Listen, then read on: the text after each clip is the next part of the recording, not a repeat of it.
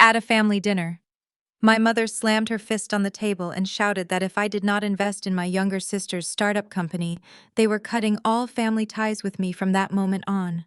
I calmly replied, "Fine, if that is what everyone wants, I will leave." 5 years later, I was sitting in a private dining room when they burst through the doors, demanding I pay their $2.5 million debt. I took a sip of my champagne and prepared to end their charade completely. Before I continue this story, let me know where you are watching from in the comments below. Hit like and subscribe if you have ever had to stand up to toxic relatives who only remember your name when they need your money. I am Zariah. I am 32 years old, and I am the Chief Executive Officer of a highly successful venture capital and commercial real estate firm in Atlanta, Georgia. I built my entire empire from the ground up without a single dollar or ounce of emotional support from the people who share my blood. My parents, Yvonne and Calvin, cared deeply about their pristine image among the affluent Black elite in Atlanta and their status at our prominent local megachurch. However, their biggest obsession in life has always been my younger sister, Jasmine.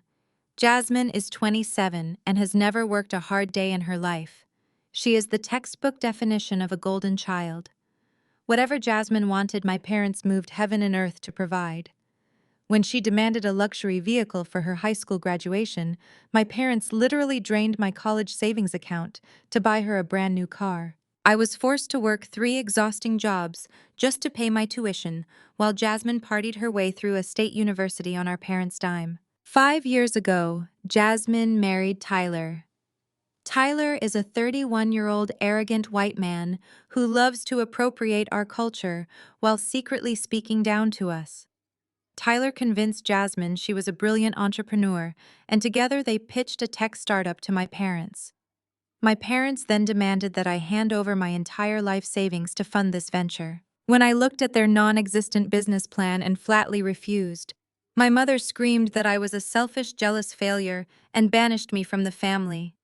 I gladly walked away and never looked back. Now, 5 years later, I was sitting in the exclusive private dining room of a high-end steakhouse in Buckhead, celebrating a massive corporate acquisition. I had just closed a $50 million merger, and I was hosting my board of directors for a victory dinner. The room was filled with the clinking of crystal glasses, the smell of expensive food, and the low hum of successful executives discussing our next major move. I was wearing a tailored designer suit, feeling more powerful and accomplished than I ever had before. We were just about to raise our glasses for a toast when the heavy mahogany doors of the private room were violently shoved open. I watched in absolute disbelief as my mother Yvonne marched past the frantic restaurant host, who was desperately trying to stop her. Behind her came my father Calvin, my sister Jasmine, and her husband Tyler. They looked completely out of place, their faces twisted with a mixture of rage and desperate panic. The entire room of corporate executives fell dead silent, staring at the intrusion. My mother did not even look at the important people surrounding me. She marched directly to the head of the table where I was sitting, reached into her oversized designer handbag, and pulled out a thick stack of legal documents. She slammed the papers directly onto my plate of food, knocking over my water glass. "Pay this off tonight," she demanded, her voice echoing off the expensive wood-paneled walls. "You are going to fix this mess right now, because it is your fault we are in it." I looked down at the papers ruined by the spilled water. The bold red letters at the top of the first page were perfectly legible. It was a notice of foreclosure and bank default. The amount listed was staggering, $2.5 million. I did not flinch, and I did not raise my voice. I simply picked up my linen napkin, wiped the water from my hands, and looked up at the woman who had cast me out 5 years ago. "Excuse me," I said, maintaining my calm, professional tone. "You are interrupting a private corporate event, and security is on their way." My father Calvin slammed his hand on the table, rattling the silverware. "Do not you dare talk to your mother like that," he barked. "You owe this family respect. You have millions of dollars sitting in your bank accounts, and you are going to write a check tonight to save your sister's company. Your mother and I had to mortgage our entire estate in Alpharetta to fund Jasmine's startup because you selfishly refused to do your duty as a daughter 5 years ago. Now the bank is taking our home." Jasmine stepped forward, crossing her arms and glaring at me with sheer entitlement. "You ruined my business, Zariah," she whined, playing the victim flawlessly. If you had just given us the initial seed money, we would not have had to take out those predatory loans. Tyler and I worked so hard on our vision, but we ran out of capital because you were too greedy to support your own flesh and blood. Now you are sitting here drinking champagne while we are about to be thrown out on the streets. It is the least you can do to pay off this debt. Before I could respond, Tyler pushed his way to the front of the group. He reached across the table, picked up my expensive glass of champagne, and took a slow, arrogant sip. He smirked at me, looking completely smug and entirely too comfortable disrespecting me in front of my colleagues. "Listen, Zariah," Tyler said, his tone dripping with condescension. "Let us not make this a whole big thing. Do not be a stereotypical angry black woman right now. Your parents made an investment they believed in. You got lucky with your little real estate hobby. You have the cash, so just sign the check and save your family from embarrassment. Be a team player for once in your life." The sheer audacity of this white man coming into my private dining room, drinking my expensive champagne and telling me not to be an angry black woman while demanding $2.5 million ignited a cold, calculated fire in my chest. My board members shifted uncomfortably in their seats, ready to intervene, but I held up my hand to stop them. I did not need help. I had something much more devastating. I had the receipts. I turned my chair slightly to face the large smart screen mounted on the wall behind me. I pulled my tablet from my briefcase, synced it to the screen, and pressed a single button. A heavily redacted but entirely verifiable property deed appeared on the display for everyone in the room to see. I looked directly at Tyler and let a razor-sharp smile cross my face. "My little real estate hobby," I repeated softly. "Let us talk about that, Tyler. Tell me, how is your technology startup doing these days? You know, the one operating out of that luxury high-rise commercial building in Midtown? The one you convinced my parents to mortgage their house for?" Tyler frowned, setting the champagne glass down. "What does my office building have to do with this?" he asked. "Just write the check." "It has everything to do with this," I said, my voice cutting through the room like ice. "I bought that luxury high-rise building last month, Tyler. My firm is the new parent company of your property management group, which means I am your landlord. And according to the financial audit my acquisitions team completed during the purchase, your supposedly brilliant tech company has not paid a single dime of rent in 6 months. You are in breach of your lease agreement." My mother gasped, looking confused. Jasmine turned to Tyler, her eyes wide. "What is she talking about, Tyler?" she asked. "You said the rent was paid through the end of the year." Tyler swallowed hard, his smug expression vanishing instantly. "She is bluffing," he stammered. "She does not own that building." I tapped my tablet again, bringing up a live feed from the security cameras in the lobby of his office building. The high-definition video clearly showed a team of private security guards and moving personnel hauling expensive standing desks, leather office chairs, and dual-monitor setups out of the front doors and dumping them directly onto the pavement of Peachtree Street. "I am not bluffing," I said, looking straight into Tyler's panicked eyes. "Security is currently tossing your entire office onto the curb. I officially initiated the eviction proceedings this morning. You are completely locked out of the building. Your keycards have been deactivated. Your servers are being held as collateral for the back rent you owe me.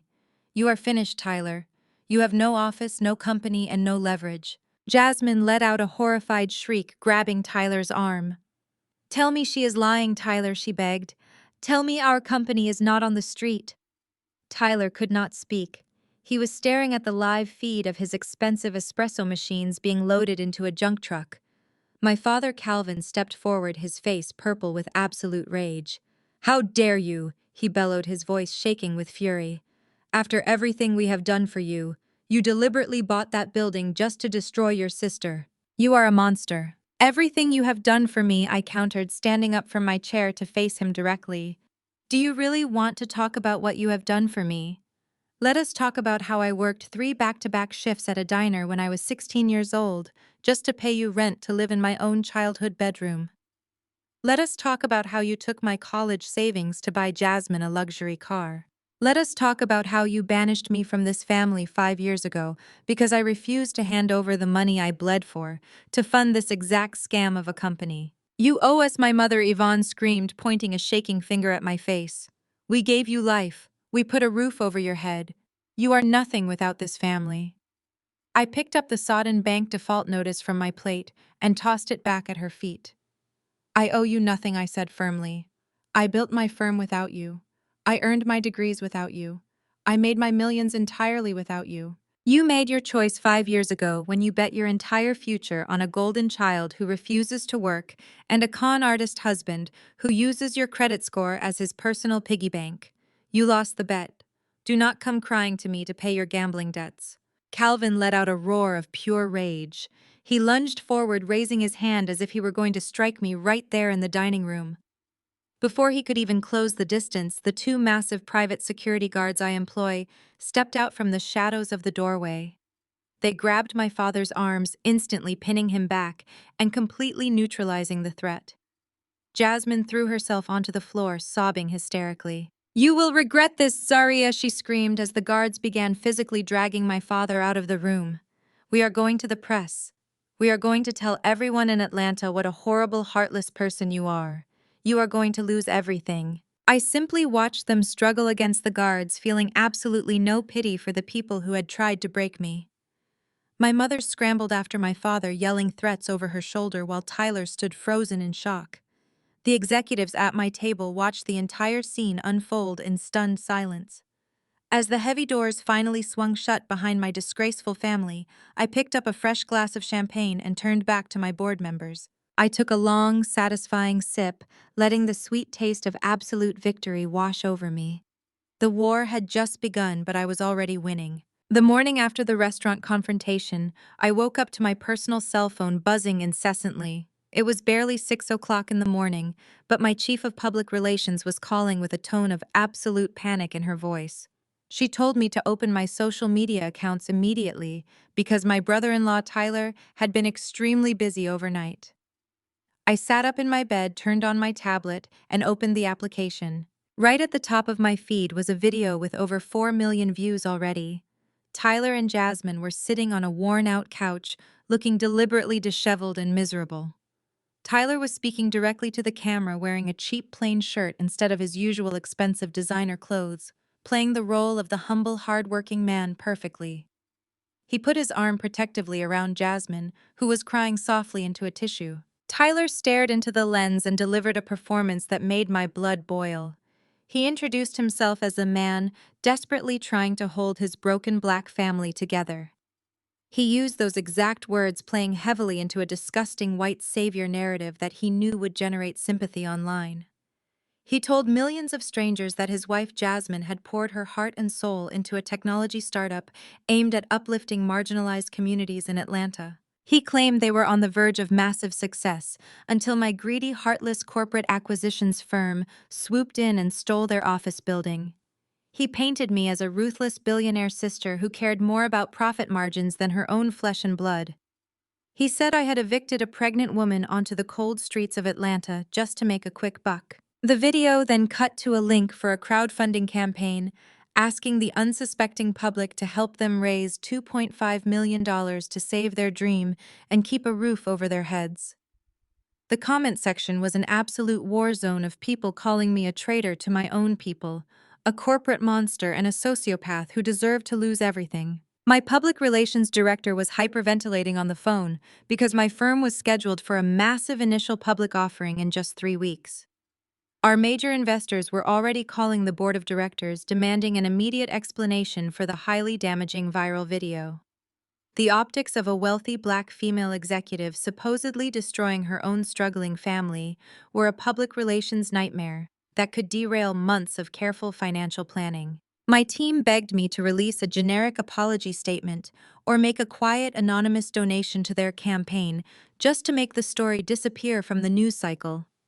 I calmly told my director to cancel all my morning meetings and instructed her to do absolutely nothing.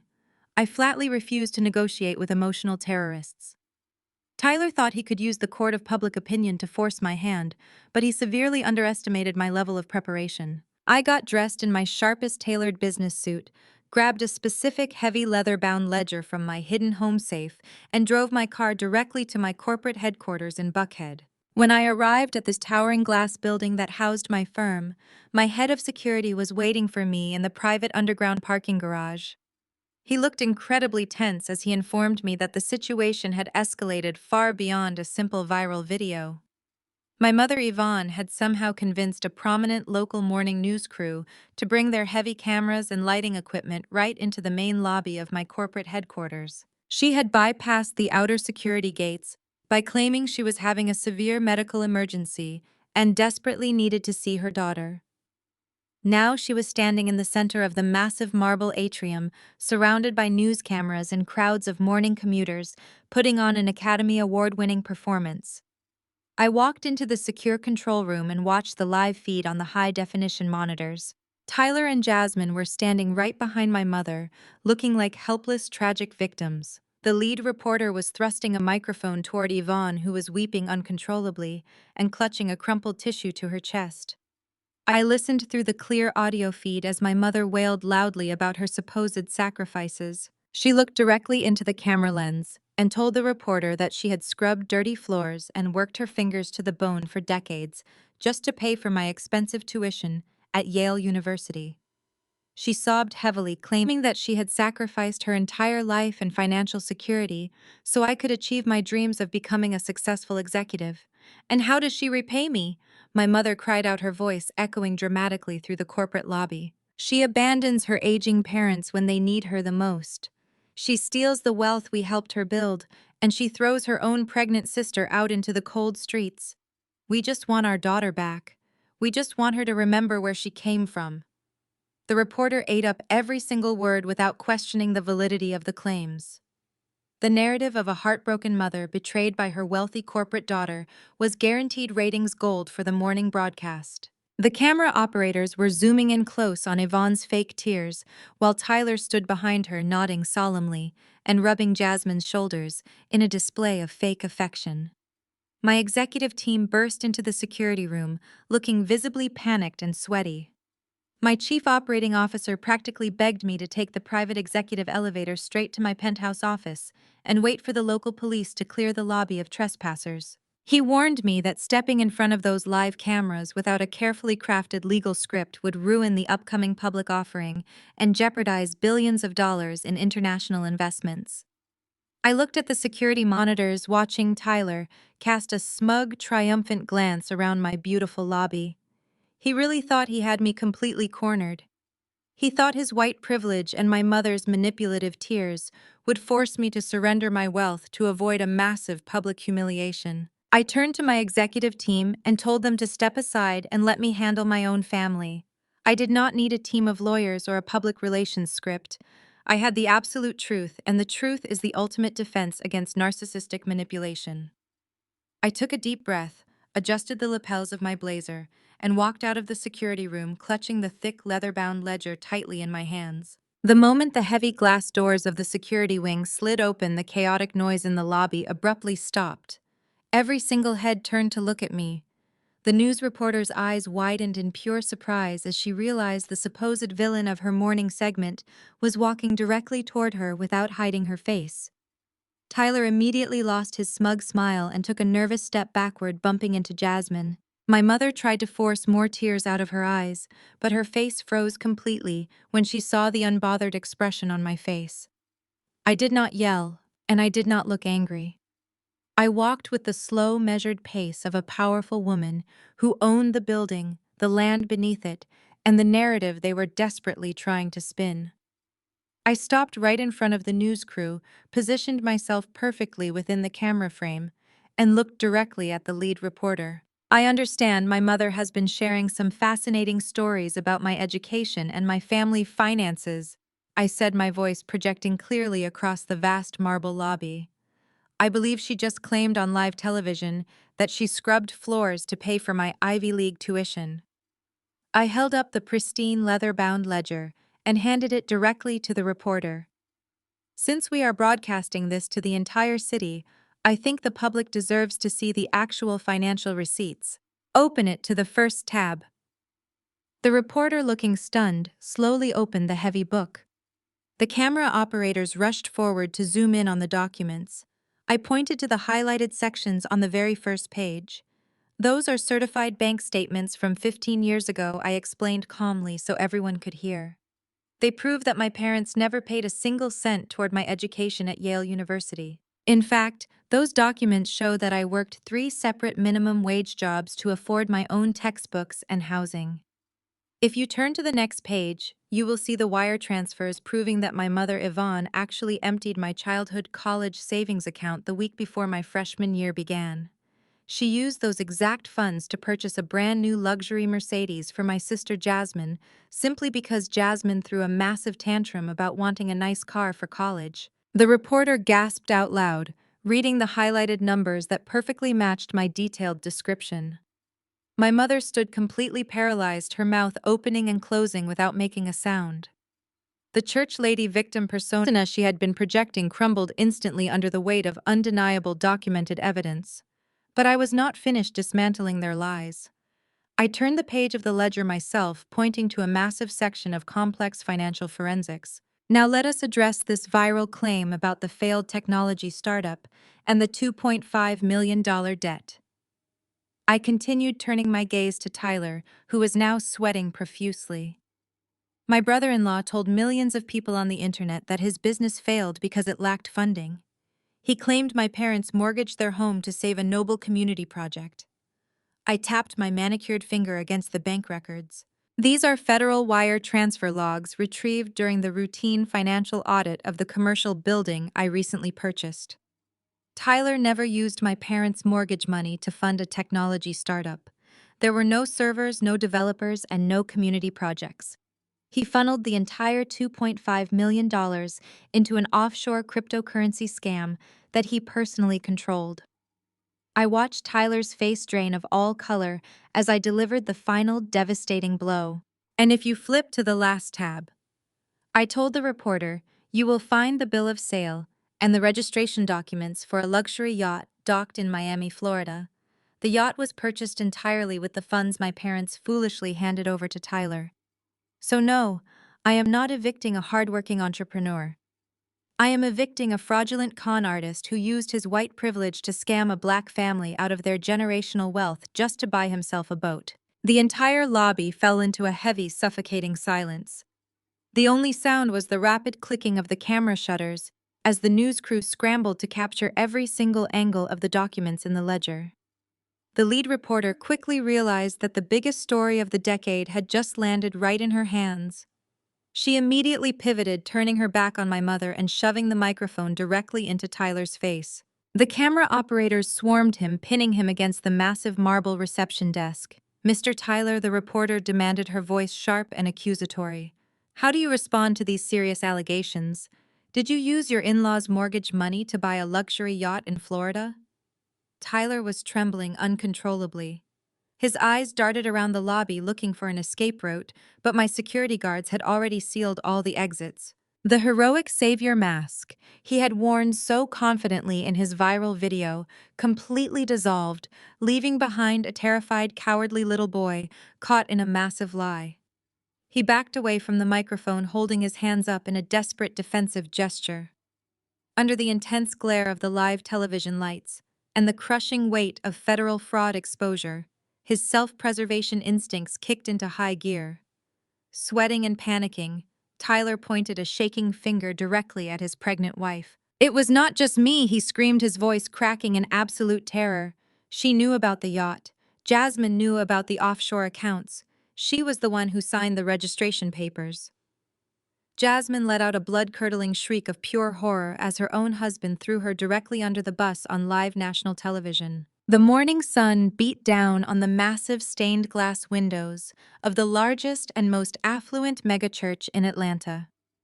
My parents, Calvin and Yvonne, had been senior members of this congregation for over 20 years.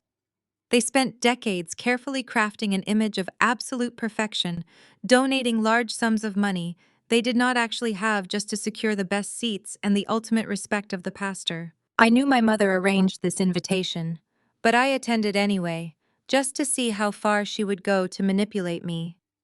I wore a tailored emerald green designer dress and sat quietly in the very back row of the massive sanctuary, watching the ridiculous spectacle unfold. The choir finished their opening performance, and the pastor stepped up to the crystal podium. He was a charismatic man who loved the sound of his own voice and the power he held over his devoted followers. The sanctuary held over 4,000 people, and every single seat was filled that morning. The massive cameras were rolling for their weekly global television broadcast, giving my mother the perfect massive audience she desperately craved to execute her trap. I watched my mother sitting in the front row, wearing a ridiculously oversized designer hat, deliberately dabbing at her dry eyes with a white lace handkerchief. Jasmine and Tyler were sitting right next to her, holding hands tightly and looking appropriately sorrowful for the cameras. The pastor cleared his throat, tapping the microphone, and looked directly toward the back of the enormous room, finding my face easily in the sea of people. He asked the entire congregation to quiet down because he had a very heavy, painful burden on his heart that morning. He announced loudly that the enemy was attacking one of their most beloved founding families. He told the thousands of people listening that a beautiful family was being violently torn apart by greed and the corrupting dark influence of corporate wealth. He did not use my name at first, but he began quoting scriptures about honoring your mother and your father. He spoke passionately about the importance of family forgiveness and how those who are blessed with extreme financial abundance have a moral obligation before God to protect their blood relatives from ruin. Then he pointed his microphone directly at me. He called me out by my full name in front of 4,000 silent people and the live broadcast cameras. He said, "Zaria, we know you have been blessed with immense corporate success, but you are letting the devil harden your heart against your own flesh and blood." He demanded that I stand up right now, walk down to the altar, and publicly forgive my brother-in-law for his supposed minor business mistakes. He told the congregation that my aging parents were at severe risk of losing their beautiful family home entirely because I was stubbornly refusing to share the wealth that God had supposedly given me to help them. He told me to write a massive check to my sister, right there at the altar, to heal the bitter division in my family and prove my faith. Every single head in the massive sanctuary turned around to stare directly at me.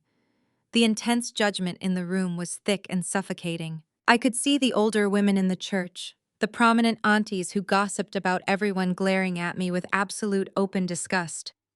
My mother stood up from her front row seat and turned to face me, placing a dramatic shaking hand over her heart, as if she were a grieving martyr begging for basic mercy.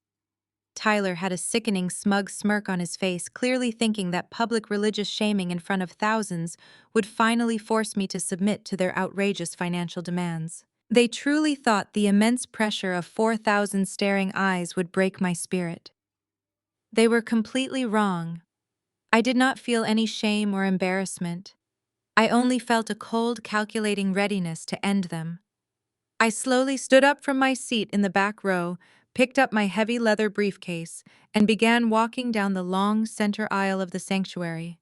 The silence in the massive room was absolutely deafening. The only sound was the sharp, rhythmic clicking of my designer heels against the polished marble floor. I walked with absolute unwavering confidence, keeping my head high and my expression completely neutral. I reached the front of the altar, where the pastor was holding out his hand, expecting me to break down in dramatic tears and embrace my crying mother.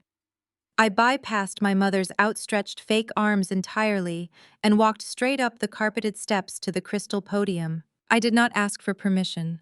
I simply reached out and took the microphone directly from the pastor's sweating hand. He looked entirely too stunned to resist my authority. I turned to face the massive congregation and the glowing television cameras. I took a deep breath and let my voice project clearly through the state-of-the-art sound system. "Honor requires honesty, Pastor." I began, my voice echoing powerfully through the massive room. "You stand up here and preach about the corrupting influence of corporate wealth and the extreme importance of family duty. You actively attempt to publicly shame me into handing over my hard-earned money to fund a lifestyle of absolute lies. But since we are all gathered here in the house of truth, I think it is only fair that this entire congregation hears the actual truth about their most beloved founding family." I opened my leather briefcase and pulled out a thick stack of legally binding financial documents. I held the first document up high for the broadcasting cameras to see. 6 months ago, this church announced a massive campaign to build a new multi-million-dollar community center, I said, addressing the silent crowd. My parents, Calvin and Yvonne, stood on this very stage and publicly pledged $500,000 toward that building fund. They were applauded loudly and celebrated as incredible pillars of the community for their extreme generosity. I turned to look directly at the pastor, whose face was beginning to sweat profusely under the bright stage lights. Pastor, you accepted their massive pledge, and you foolishly used it as collateral to secure the commercial bank loan required to begin immediate construction on your new community center. But what you did not know, and what this entire congregation does not know, is how exactly my parents intended to pay that massive pledge. I pulled out a second document, which was a certified forensic financial analysis report. I held it up right next to the microphone. My parents did not have $500,000. They were entirely broke because they had already given absolutely everything they owned to my spoiled sister Jasmine and her fraudulent con artist husband Tyler. So in order to maintain their fake wealthy status in this church and keep their precious front row seats, my parents committed federal fraud. They forged my signature on a corporate guarantee document pledging the assets of my private equity firm to back their massive church donation. The entire congregation let out a massive collective gasp. The sound of 4,000 people drawing in their breath at the exact same time was incredible to witness. My mother, Yvonne, let out a high-pitched wail and tried to rush the stage to stop me. But my private security team had already moved to the front, blocking the stairs completely. I am not finished, I said, my voice slicing right through the rising angry murmurs of the crowd. I turned my attention back to the pastor, who was now gripping the edge of the podium, looking as if he might pass out from shock. When my firm discovered the forged guarantee during our quarterly financial audit, we obviously refused to honor the fraudulent pledge, I explained clearly. Because the $500,000 never arrived, the bank that issued your construction loan placed this entire church in default. Your church was quietly facing complete foreclosure, Pastor. You were about to lose this entire sprawling campus because you trusted the fake wealth of Calvin and Yvonne. I paused, letting the heavy, crushing weight of my words sink into the silent room. Tyler and Jasmine were staring at my parents in absolute shock, clearly unaware of this specific, highly illegal financial crime. I looked out at the sea of furious faces and delivered the final devastating blow. But you do not have to worry about the bank foreclosing on your church, Pastor, I said softly but firmly, because my commercial real estate acquisition firm just bought the bad debt from the bank yesterday afternoon. My holding company completely assumed ownership of your defaulted mortgage. Which means, as of this morning, I literally own this church. I am your primary creditor. And I do not take kindly to tenants who use my Sunday mornings to try and publicly extort me on behalf of criminals who forge my name. The fallout from my announcement was absolutely instantaneous and completely devastating. The entire sanctuary erupted into pure, unrestrained chaos. People were shouting loudly and standing up from their pews in anger. The prominent church aunties who had been glaring at me just minutes ago were now turning their fierce, furious eyes directly onto my mother and father. The social standing my parents had spent 2 decades desperately building in Atlanta was vaporized in a matter of seconds. The wealthy elite members of the congregation looked at my parents with absolute disgust, realizing that Calvin and Yvonne had nearly cost them their entire beloved place of worship, just to maintain a pathetic facade of grand wealth. My mother stood completely frozen at the bottom of the altar stairs, her oversized designer hat looking ridiculous as the harsh reality of her total public ruin set in. She had tried to use the church to humiliate me and manipulate me into paying her massive debts, but she had only succeeded in publicly exposing her own massive financial crimes. The whispers of the crowd grew into loud, angry accusations being hurled at my parents. Tyler slowly backed away from my parents, trying desperately to distance himself from the toxic fallout, while Jasmine just covered her face with her hands, crying real tears of profound public humiliation. I calmly placed the documents back into my leather briefcase and closed it with a loud, definitive snap. I looked down at my parents one last time, feeling completely detached from their self-inflicted misery. They had dug their own graves and handed me the shovel. My father Calvin had been completely silent this entire time, his face turning an alarming shade of deep purple. He was staring wildly at the hostile faces of the congregation members, who were now demanding immediate answers from the pastor about the church finances. The immense crushing pressure of losing his social status, his home, and his carefully crafted reputation, all at once was finally breaking him physically. Suddenly, Calvin gasped loudly for air and clutched both of his hands tightly over his chest. His eyes rolled back into his head and his knees buckled completely beneath him. He collapsed hard onto the carpeted aisle right in front of the front row pews.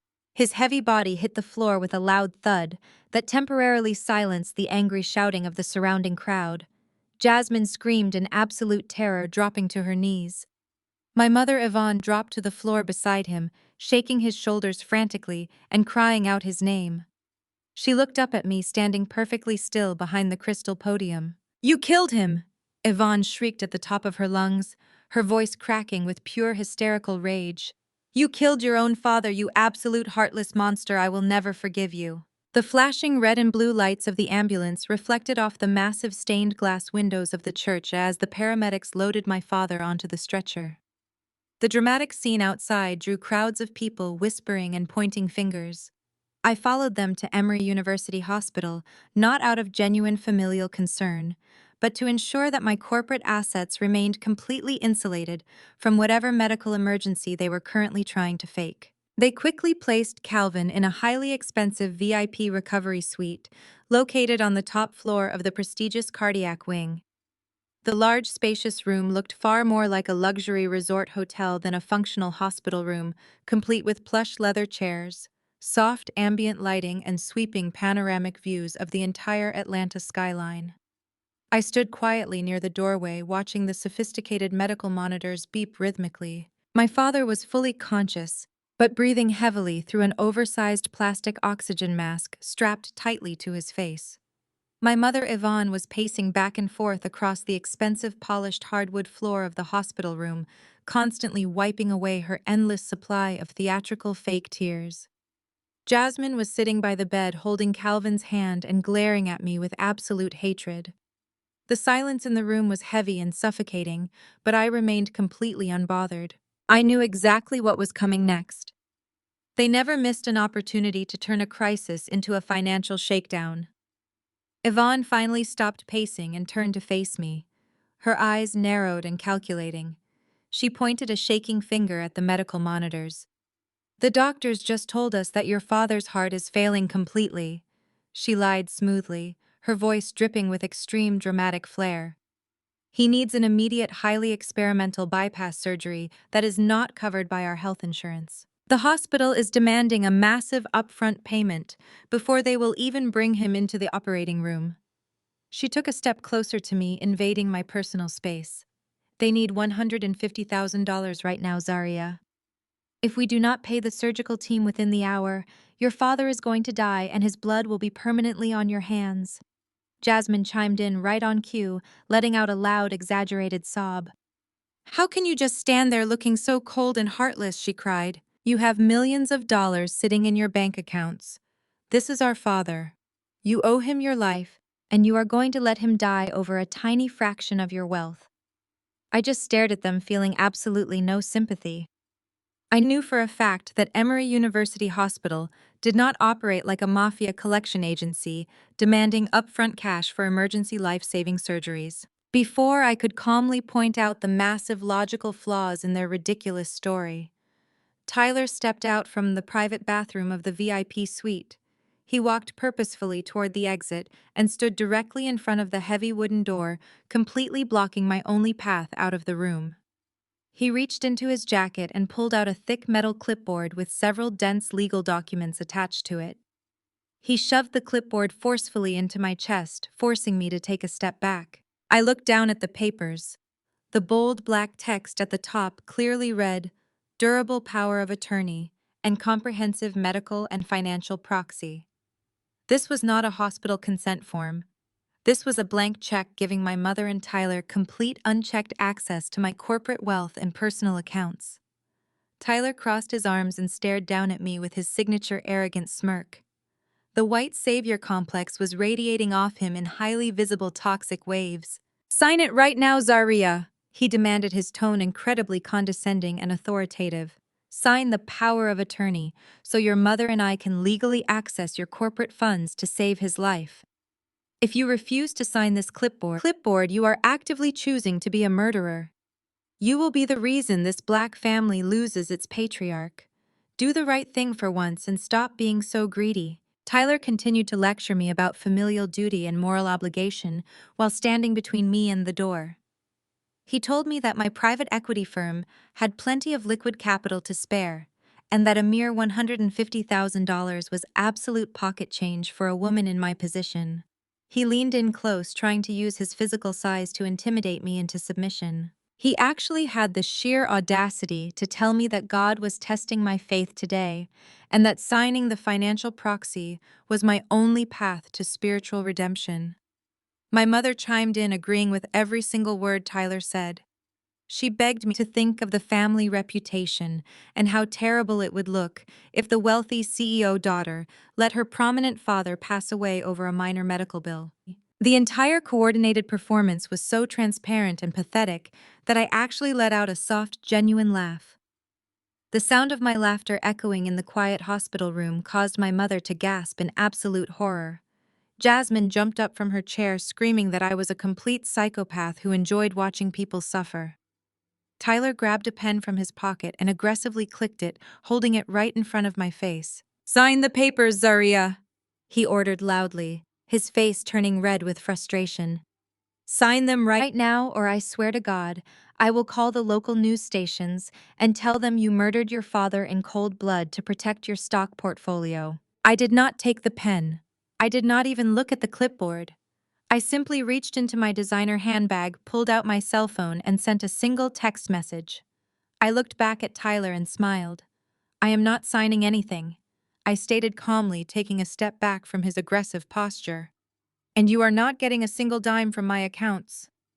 The room erupted into pure chaos. Yvonne began wailing loudly, throwing herself across the foot of Calvin's hospital bed. Calvin groaned dramatically from under his oxygen mask, clutching his chest, as if the mere stress of my refusal was causing him immense physical agony. Jasmine shouted that she was going to call the police and have me arrested for elder abuse. Tyler stepped forward, looking ready to physically force the pen into my hand. But before he could make another move, the heavy wooden door of the VIP suite swung open. My massive private security guard gently pushed Tyler out of the way to allow another person to enter the room. An older, highly distinguished-looking black man wearing a pristine white medical coat walked into the suite carrying a digital tablet. The room instantly fell silent, as everyone stared at the newcomer. Yvonne wiped her face, looking completely confused by the intrusion. "Who are you?" she demanded, her voice sharp and defensive. I stepped forward to introduce the man. "Mother, father, this is Dr. Harrison," I explained, keeping my voice perfectly level. "He is the chief medical consultant retained exclusively by my private equity firm. I pay him an exorbitant annual retainer to independently verify the medical claims of executives before my firm proceeds with any major corporate acquisitions. Since you claim to need an emergency investment of $150,000 of my corporate funds, I naturally called him to perform an independent audit of my father's highly suspicious medical charts." Dr. Harrison did not wait for my parents to object. He immediately walked over to the monitoring station next to Calvin's bed and quickly downloaded the digital medical file directly onto his secure tablet. He scrolled through the raw laboratory results and the attending physician's preliminary notes. The silence in the room was so thick you could cut it with a knife. Tyler looked incredibly nervous, suddenly taking a step back toward the wall. Calvin shifted uncomfortably under his thin hospital blanket, his dramatic groaning coming to a very abrupt halt. Dr. Harrison pushed his glasses up the bridge of his nose and turned to face my family. His expression was one of profound professional disappointment, mixed with sheer disbelief. "Well, Miss Zaria," Dr. Harrison began, his deep voice carrying clearly across the quiet room. "Your father is certainly not dying today, and he absolutely does not require any kind of experimental bypass surgery. In fact, His heart muscle is structurally perfectly fine. Yvonne crossed her arms defensively. You do not know what you are talking about, she snapped. He collapsed in the middle of the church. We all saw it happen. The stress of Zaria's horrible behavior caused a massive heart attack. Dr. Harrison looked directly at my mother with a completely deadpan expression. Ma'am, your husband did not have a heart attack, he stated firmly. According to the emergency toxicology panel, the hospital ran when he was admitted. Your husband suffered a very severe panic attack that mimicked the physical symptoms of cardiac arrest. This panic attack was directly induced by extreme stress, combined with an incredibly dangerous cocktail of illicit substances currently running through his bloodstream. Jasmine stood up, her eyes wide with shock. What substances? She asked, her voice trembling. What is in his system? Dr. Harrison read directly from the official laboratory report on his tablet. The blood work confirms that Calvin has recently ingested extremely high doses of prescription erectile dysfunction pills, heavily mixed with a very large quantity of pure cocaine. The combination caused a massive spike in his blood pressure and a temporary irregular heart rhythm that led to his dramatic collapse in the aisle of your church. The room was plunged into absolute horrifying silence. Yvonne stared at her husband in pure shock, her jaw dropping open as the reality of the medical report set in. The pristine, deeply religious image of my father, the respected elder of the megachurch, was instantly shattered into a million irreversible pieces. Calvin pulled the oxygen mask off his face, looking like a trapped animal staring wildly at the doctor. It is a mistake, Calvin stammered, sweating profusely. The lab mixed up the blood samples. I do not do drugs. I am a God-fearing man. Dr. Harrison simply turned off his tablet and looked at Calvin with absolute disgust. The hospital does not mix up samples in the VIP cardiac wing, sir, he replied coldly. You are incredibly lucky that your heart did not literally explode on that church floor. I suggest you seek immediate substance abuse counseling, rather than attempting to extort your daughter for fake surgical fees. I walked slowly toward the side of the hospital bed, looking down at the pathetic man who called himself my father. I then turned my gaze slowly and deliberately toward Tyler, who was now actively trying to slowly edge his way out of the hospital room door. My private security guard immediately blocked the exit, forcing Tyler to stay exactly where he was. I crossed my arms and smiled a cold, terrifying smile. It really is fascinating how the truth always manages to claw its way out into the light, I said, my voice cutting through the heavy tension. Because when my private investigator was looking into the massive financial fraud you two committed with the church mortgage, he also uncovered some very interesting frequent transactions. I looked directly at Tyler, making sure everyone in the room caught every single word I was about to say. My investigator confirmed that Calvin has been purchasing his private stash of illegal narcotics directly from your old college fraternity buddy Tyler. The same frat buddy you currently have on the payroll of your fake technology company as a consultant. Jasmine let out a strangled gasp, covering her mouth with both hands. She looked back and forth between her father and her husband, her entire world completely collapsing around her. The few hospital nurses who had quietly entered the room to check the monitors were standing in the corner, listening to every single humiliating detail. The golden child was being utterly disgraced and thoroughly publicly destroyed in front of respected medical professionals and complete strangers. Her perfect white savior husband was nothing but a low-level drug supplier for her hypocritical father. The sheer magnitude of the public exposure and the impending federal fraud charges finally broke whatever tiny bit of sanity Tyler had left. The smug, arrogant tech bro facade completely vanished, entirely replaced by the frantic, unpredictable energy of a cornered wild animal. He realized in that exact horrifying moment that his entire privileged life was completely over, and that I personally held all the concrete receipts to ensure he spent the next decade rotting away in a maximum security federal prison. Breathing heavily and sweating profusely, Tyler suddenly reached behind his back and pulled a sleek black handgun directly from the waistband of his trousers. The nurses screamed in absolute terror and scrambled behind the medical equipment. Yvonne dropped to the floor, covering her head, while Jasmine froze, completely paralyzed by sheer horror. Tyler raised the weapon with shaking hands, pointing the barrel directly at my chest, in the middle of the crowded hospital suite. "Wire the money to my offshore account right now," he screamed, his eyes wide and completely unhinged with absolute desperation. "Transfer the $150,000 right now, Zarya, so I can leave this miserable state before the cops get here, or I swear I will shoot you right where you stand." I stood perfectly still, looking down the dark metal barrel of the handgun. Tyler was pointing directly at my chest. The room was completely paralyzed by the sudden escalation of violence. My mother Yvonne was sobbing into the hospital floor tiles while my father Calvin lay frozen on his luxury hospital bed. Jasmine was hyperventilating in the corner, completely unable to comprehend that her perfect husband had just turned into an armed criminal. Tyler was shaking violently, his eyes wide and panicked as he demanded that I wire the money to his offshore account. He truly believed that a weapon would finally force me to submit to his ridiculous demands. He severely underestimated the level of protection I employed. I did not flinch, and I certainly did not reach for my cell phone to authorize any financial transfers. I simply maintained steady eye contact with the desperate coward standing in front of me. My private security guard, who had been standing quietly near the doorway, moved with incredible speed and absolute lethal precision. Before Tyler could even blink or steady his trembling finger on the trigger, the guard lunged forward.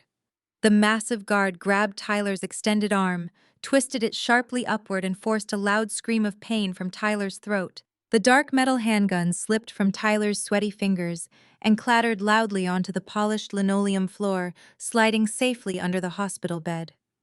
The security guard used his forward momentum to tackle Tyler completely to the ground. He drove his heavy knee directly into Tyler's back, pinning him firmly against the cold, hard floor.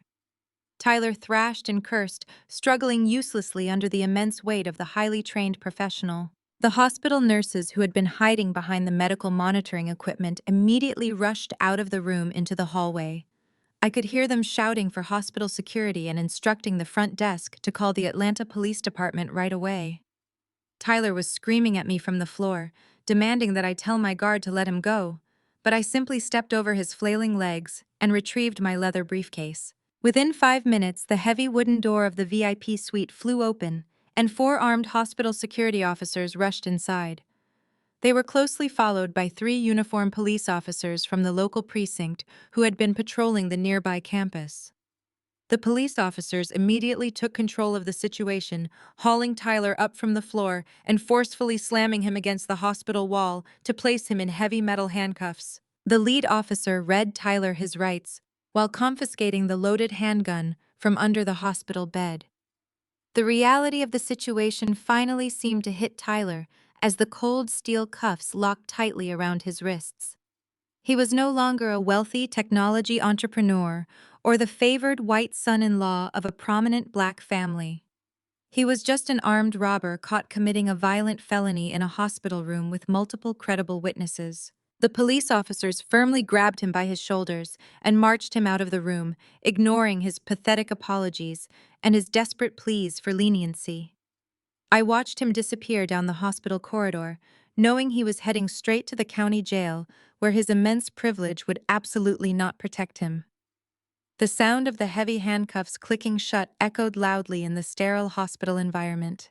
My father. Calvin watched the entire arrest happen from his hospital bed, his chest heaving with deep, exhausted breaths. Everyone watched. Tyler had destroyed his own life completely because he refused to accept my rules. The police officers dragged him away, leaving absolute disgrace. The heavy wooden door of the hospital suite closed slowly behind the police officers, leaving my family alone in the deafening silence of the aftermath. My mother. Yvonne slowly picked herself up from the floor, completely ruining her expensive designer outfit in the process.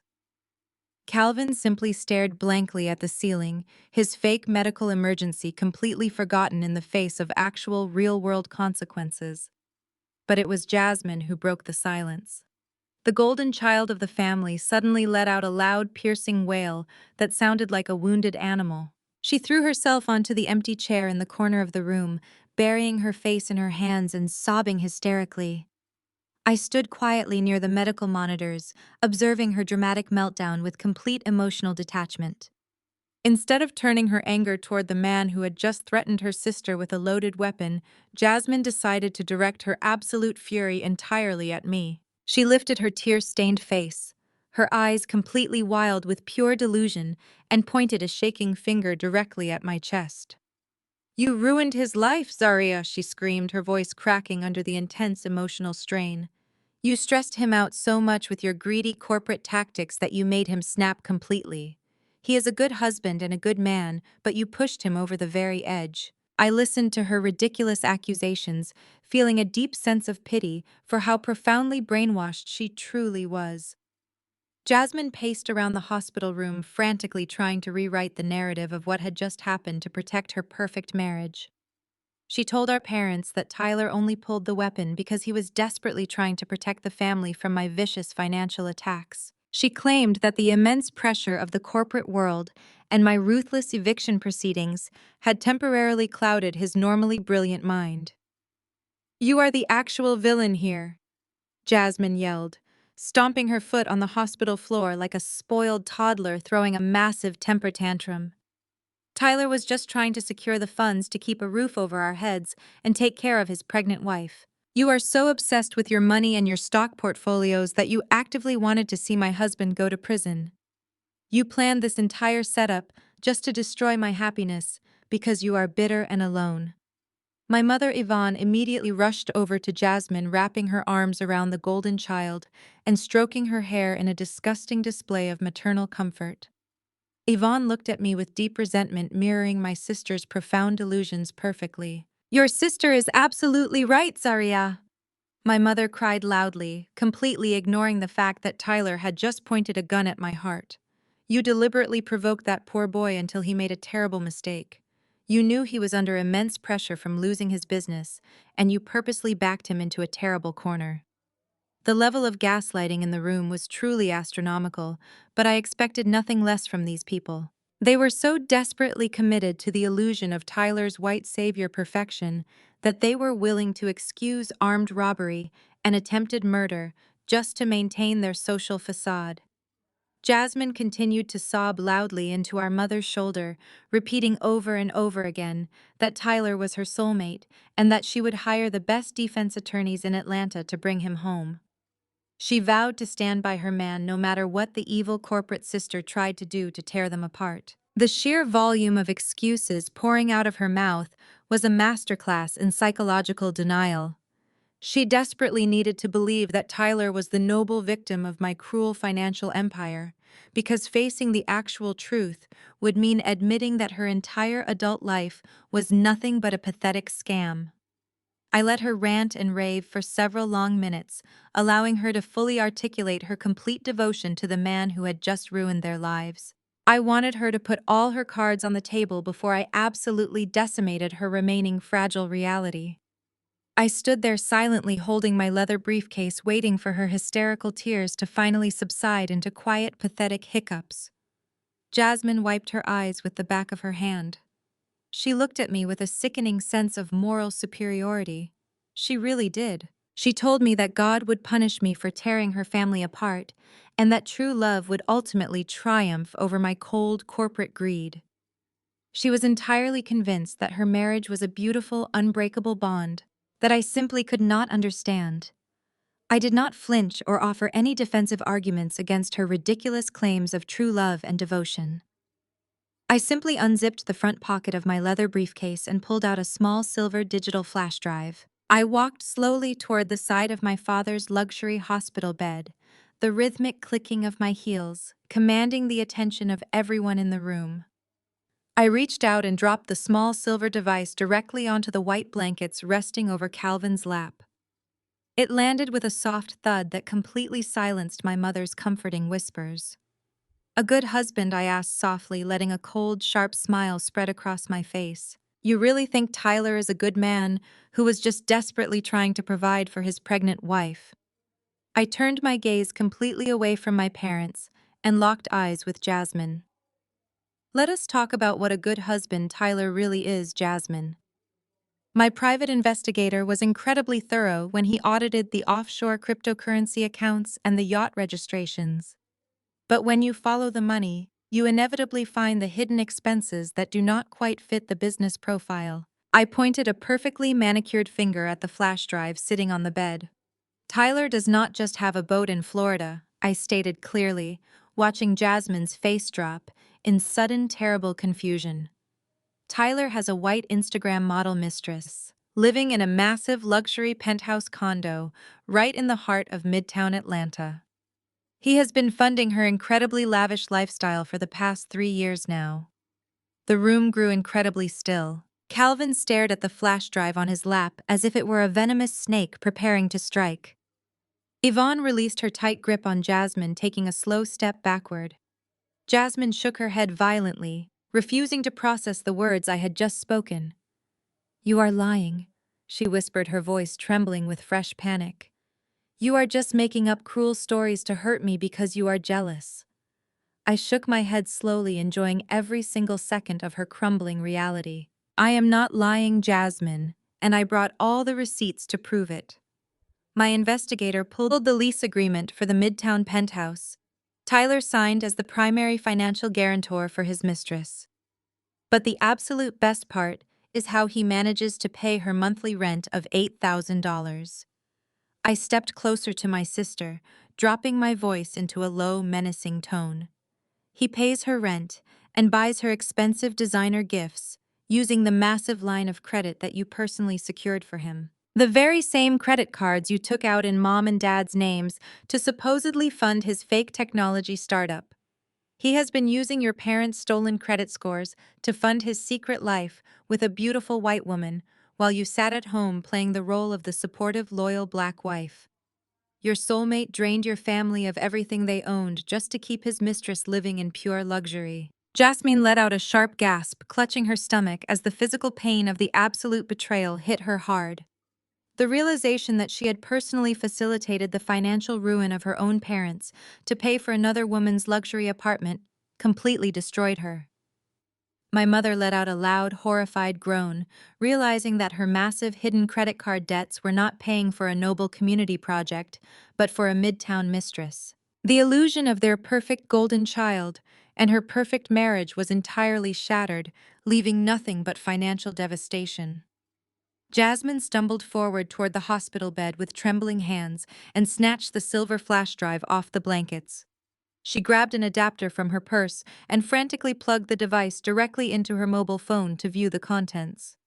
She opened the main folder, finding hundreds of digital receipts, photographs, and highly incriminating video files. She tapped on the first video file, watching with wide, horrified eyes as Tyler appeared on the screen, sitting in a luxury apartment with a blonde woman laughing loudly.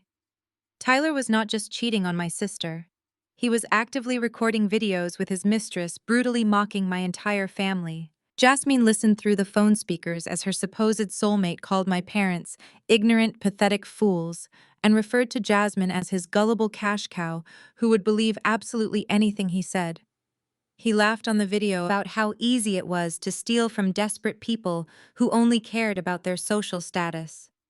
Jasmine dropped her phone onto the hospital floor, letting out a blood-curdling, agonizing scream of pure heartbreak and complete humiliation. She turned and ran sobbing violently out of the hospital room, leaving my parents completely ruined and destroyed. With Tyler sitting in a cold concrete cell at the Fulton County Jail and Jasmine completely, utterly shattered, the fragile house of cards my parents built began to rapidly collapse.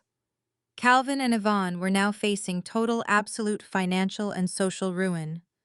For 40 years, my father Calvin had owned and operated a highly lucrative regional logistics and freight company based in Atlanta. That logistics empire was the original source of their immense pride and the very foundation of their prestigious status among the black elite in our city.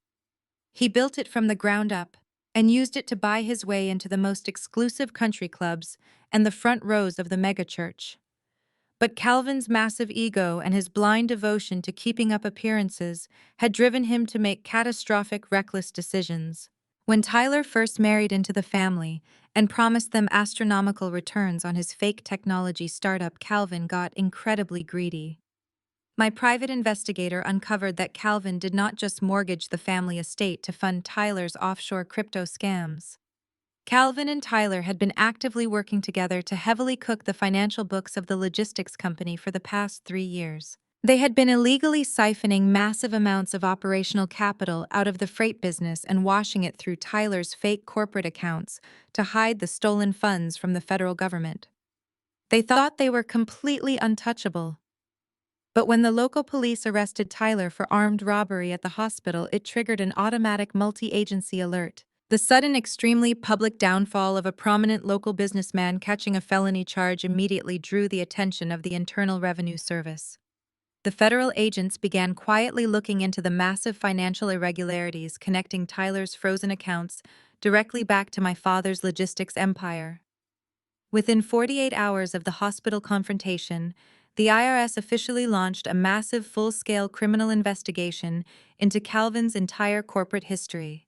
The walls were closing in on them incredibly fast.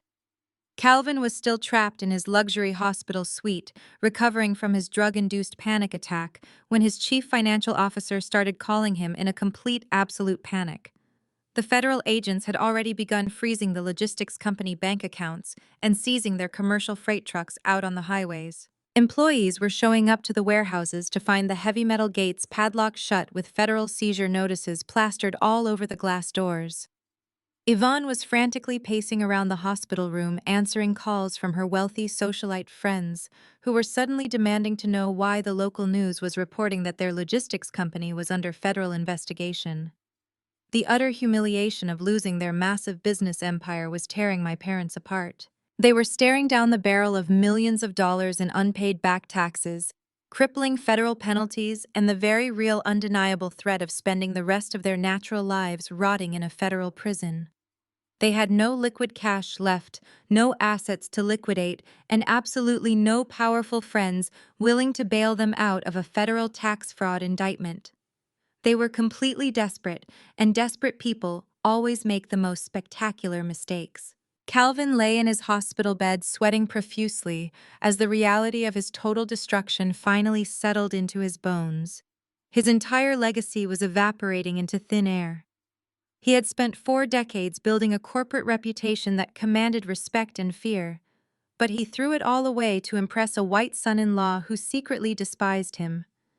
The logistics company was hemorrhaging money and clients by the hour. Major corporate contracts were being canceled instantly as the news of the federal investigation spread through the business community of Atlanta. Yvonne tried to call her prominent contacts at the country club, begging for emergency bridge loans, but every single person she called suddenly sent her straight to voicemail. The people she had spent years trying to impress now treated her like an absolute disease. They were entirely radioactive. Sitting in that hospital suite, listening to the relentless beeping of the medical monitors, Calvin and Yvonne hatched one final, incredibly desperate scheme to save themselves from federal prison. They knew they could not outrun the IRS, but they figured they could find a massive corporate scapegoat to absorb the crushing financial blow. And of course, they set their sights directly on the only person who actually had the capital to absorb a multi-million-dollar federal tax debt. Me. Instead of taking responsibility for his own massive financial crimes, Calvin decided to execute the most brazen and disgusting legal maneuver of his entire miserable life. He contacted a corrupt corporate attorney he had known for years and paid him the very last of his hidden cash reserves to draft a highly illegal set of retroactive corporate restructuring documents.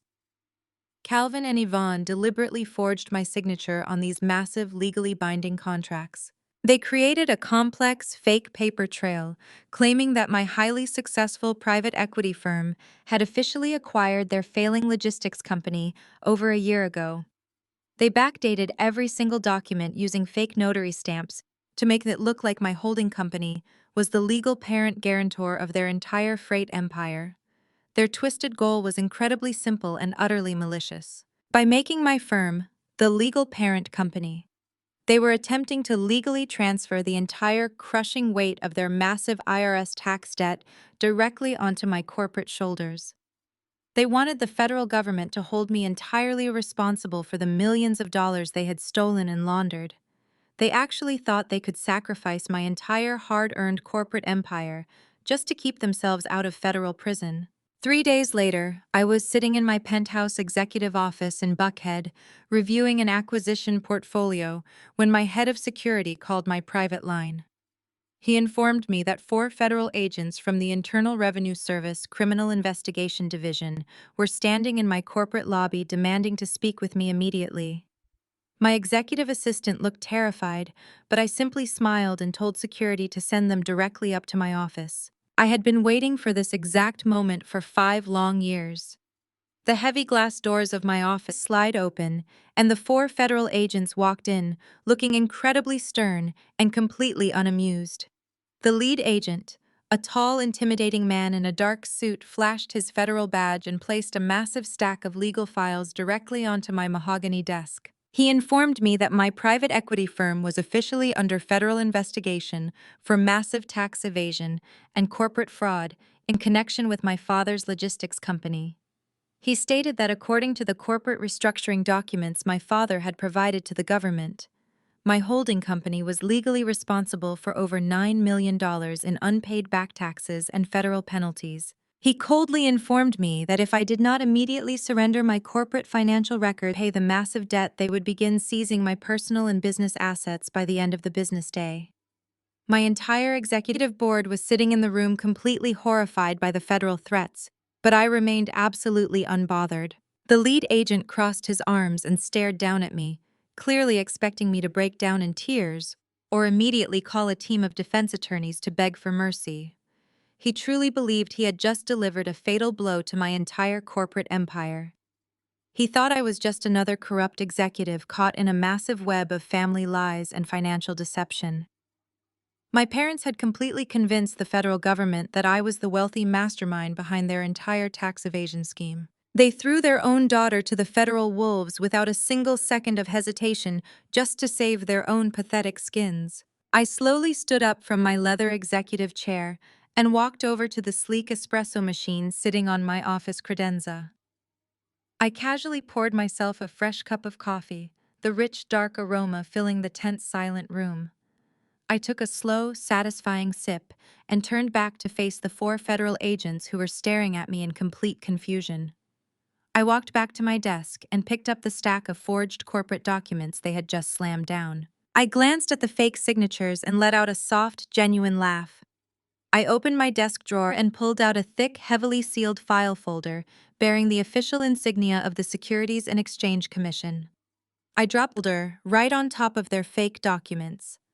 "I highly recommend you look at the forensic audit I conducted over a year ago," I said, my voice perfectly calm and crystal clear. I hired the best forensic accountants in the state of Georgia to audit my father's logistics company, because I knew eventually his greed would trigger a federal disaster. I pointed to the forged signatures on their documents. "Please notice the exact dates my father supposedly signed these restructuring agreements. He backdated them to 14 months ago. But if you look at the certified legal documents in the folder I just handed you, you will see that I formally and legally emancipated my entire financial identity from my parents exactly 5 years ago. I executed a total severing of all corporate and personal ties witnessed by a federal judge. I physically could not have signed those acquisition papers because my legal signature drastically changed after the emancipation proceedings. The ink analysis alone will prove my father used a cheap forgery service to try and frame me." The lead agent opened the folder and rapidly scanned the certified documents, his stern expression instantly morphing into profound realization. I took another sip of my coffee, enjoying the absolute power of being completely prepared. Furthermore, I continued my tone, dropping into a cold, deadly serious register. "I actually submitted this exact forensic audit to the Securities and Exchange Commission and the IRS Criminal Investigation Division 8 months ago. I was the anonymous corporate whistleblower who tipped off your agency about the offshore accounts and the money laundering between Calvin's logistics company and Tyler's fake technology startup. I handed you the entire criminal case on a silver platter long before you ever walked into my office today. I am not the person you are looking to arrest, gentlemen. You are looking for Calvin. I have zero legal ties to his debt, and I have absolute immunity as a documented federal whistleblower. The federal agent stared at me in complete stunned silence, recognizing the absolute brilliance of my corporate checkmate. The lead agent slowly closed the folder and gave me a curt professional nod of absolute respect, realizing my parents had played them for absolute fools. He turned to his team and immediately issued a rapid series of loud, aggressive commands into his radio. They marched directly out of my penthouse office, leaving my corporate empire completely untouched and entirely secure. Less than 20 minutes later, a massive fleet of black federal vehicles surrounded Emory University Hospital and the main headquarters of the logistics company simultaneously. Federal agents stormed into the VIP recovery suite, pulling the oxygen mask right off my father's face as they read him his Miranda rights.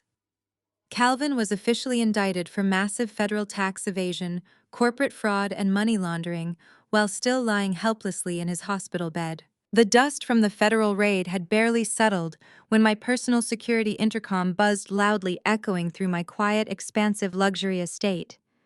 I was sitting in my private home office reviewing the incredible surge in my company's stock valuation, since the federal government had publicly cleared my holding firm of any connection to my father's criminal logistics empire. I pressed the button to connect to the front gate security pavilion. My head of residential security informed me that a highly erratic woman, matching my mother's description, was currently slamming her hands against the reinforced wrought iron gates of my private community and screaming my name at the top of her lungs. I pulled up the live security feed on my desktop monitor. Yvonne was a complete and absolute wreck.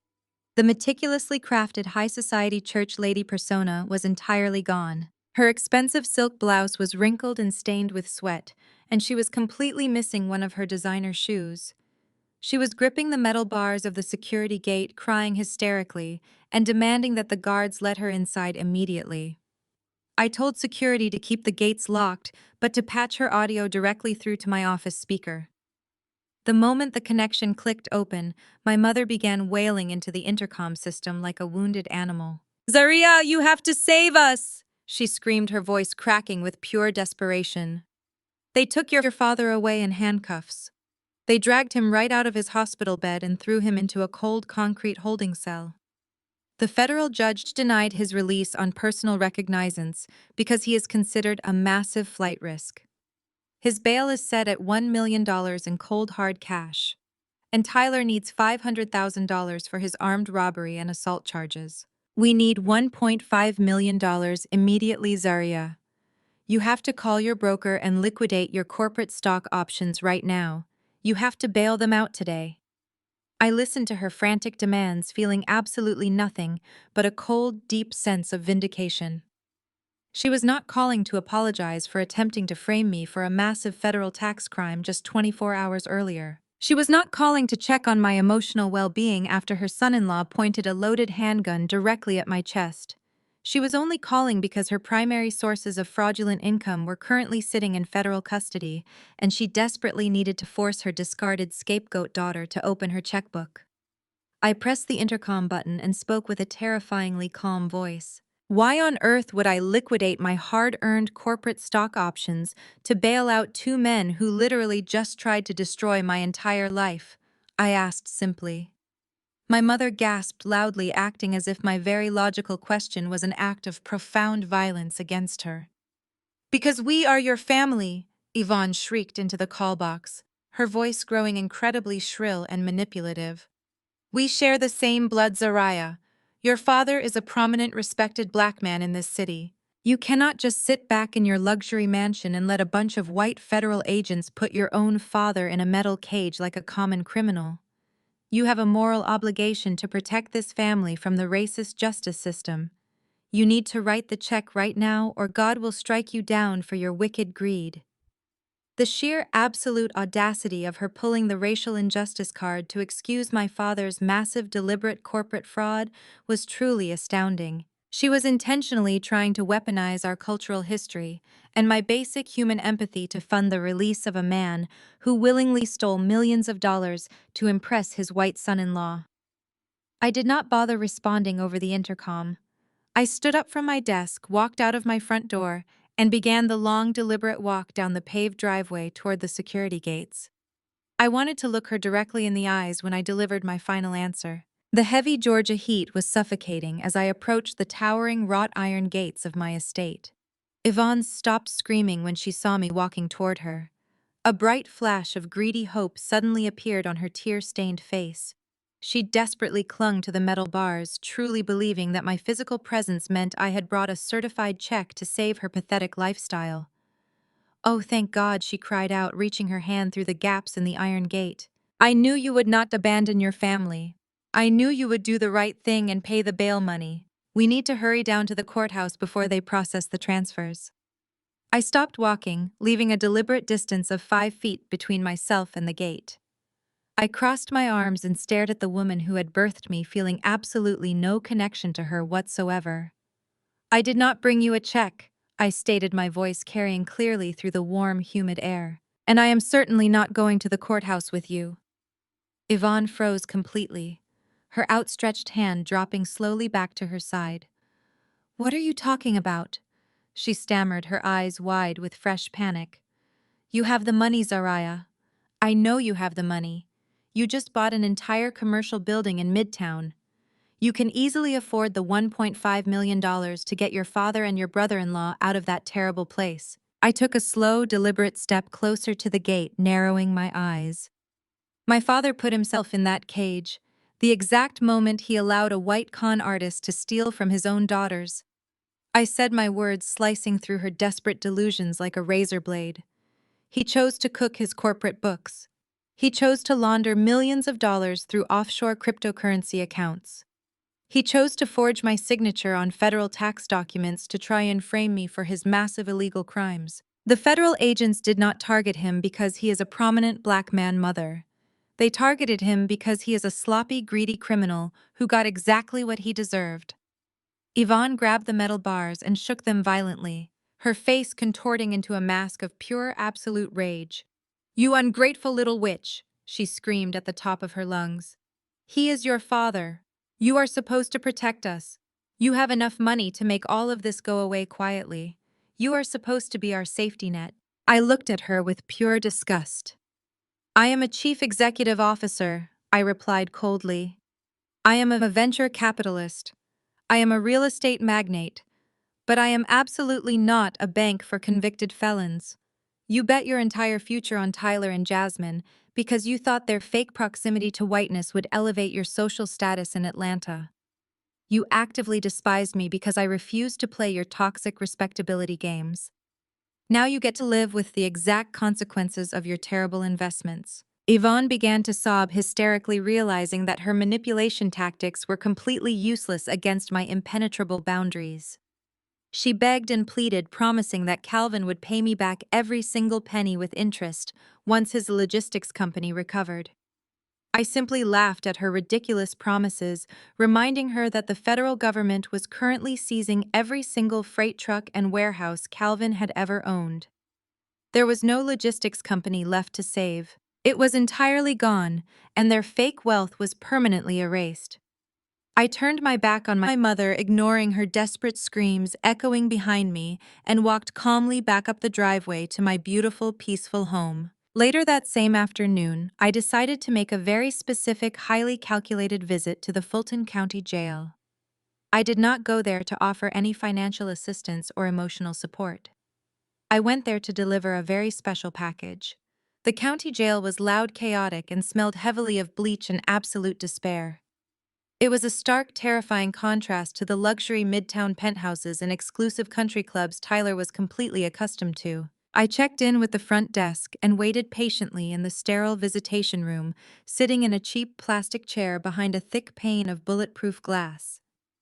After 20 minutes, a heavy metal door swung open, and two armed corrections officers escorted Tyler into the visitation booth on the other side of the glass. He was wearing an oversized bright orange jail jumpsuit that stripped away every single ounce of his carefully curated tech bro aesthetic. His hair was a greasy mess, and his normally arrogant face was pale and drawn with sheer terror. But the moment he saw me sitting on the other side of the glass, his entire demeanor instantly shifted back to his signature toxic arrogance. He actually smiled a smug, entitled smile, truly believing that I was sitting there with a team of elite lawyers ready to bail him out to avoid a public relations scandal for my firm. He picked up the heavy black plastic telephone receiver on his side of the glass, and I picked up mine. "Zarya, thank God you finally showed up," he said, his voice dripping with fake relief and manipulative charm. "I knew you would realize how bad this looks for your corporate brand. Having your brother-in-law sitting in county jail is a massive public relations nightmare right before your big initial public offering. Tell your lawyers to hurry up and process the $500,000 bond so I can get out of this disgusting place and go home to my pregnant wife." I stared at him through the thick, smudged glass, completely fascinated by the sheer volume of his absolute unearned audacity. He had pointed a loaded gun at my chest just yesterday, and now he fully expected me to casually drop $500,000 to rescue him from the consequences of his own violent actions. I did not say a single word. I simply reached into my designer briefcase and pulled out a thick, heavy manila envelope. I slid the envelope through the narrow metal transaction slot at the bottom of the bulletproof glass partition. Tyler eagerly snatched the envelope from the slot, clearly expecting it to contain release forms and bail bond receipts. He ripped open the top and pulled out the thick stack of premium legal paper inside. I watched his smug, arrogant expression completely evaporate as his eyes scanned the bold black text printed on the very first page. "What is this?" he demanded, his voice suddenly cracking with panic. "These are not bail papers." No, they are not," I replied calmly, my voice transmitting clearly through the plastic phone receiver. "Those are official divorce papers completely drafting the absolute end of your marriage to my sister. I had my elite team of corporate lawyers draw them up this morning. Jasmine signed them an hour ago in my office. The papers clearly state that she is filing for an immediate dissolution of marriage based on your extreme financial fraud, your violent felony charges, and your incredibly expensive, highly documented infidelity with your Midtown mistress. You are completely cut off from the family, Tyler. You get absolutely nothing." Tyler slammed his hand against the bulletproof glass, his face turning bright red with absolute fury. "You forced her to sign this," he yelled through the phone. "She loves me. She would never abandon me. She knows I only took that money to build a better future for our child. You manipulated her because you are a jealous, bitter woman." I smiled a cold, dead smile.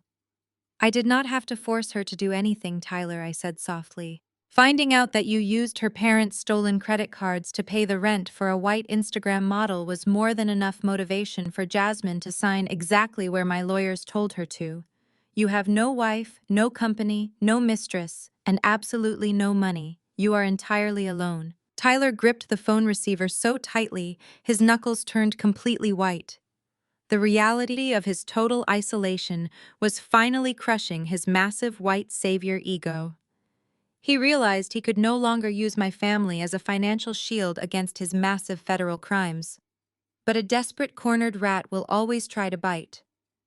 Tyler leaned in close to the glass, his eyes narrowing with a dark, malicious threat. "You think you have completely won, Zarya?"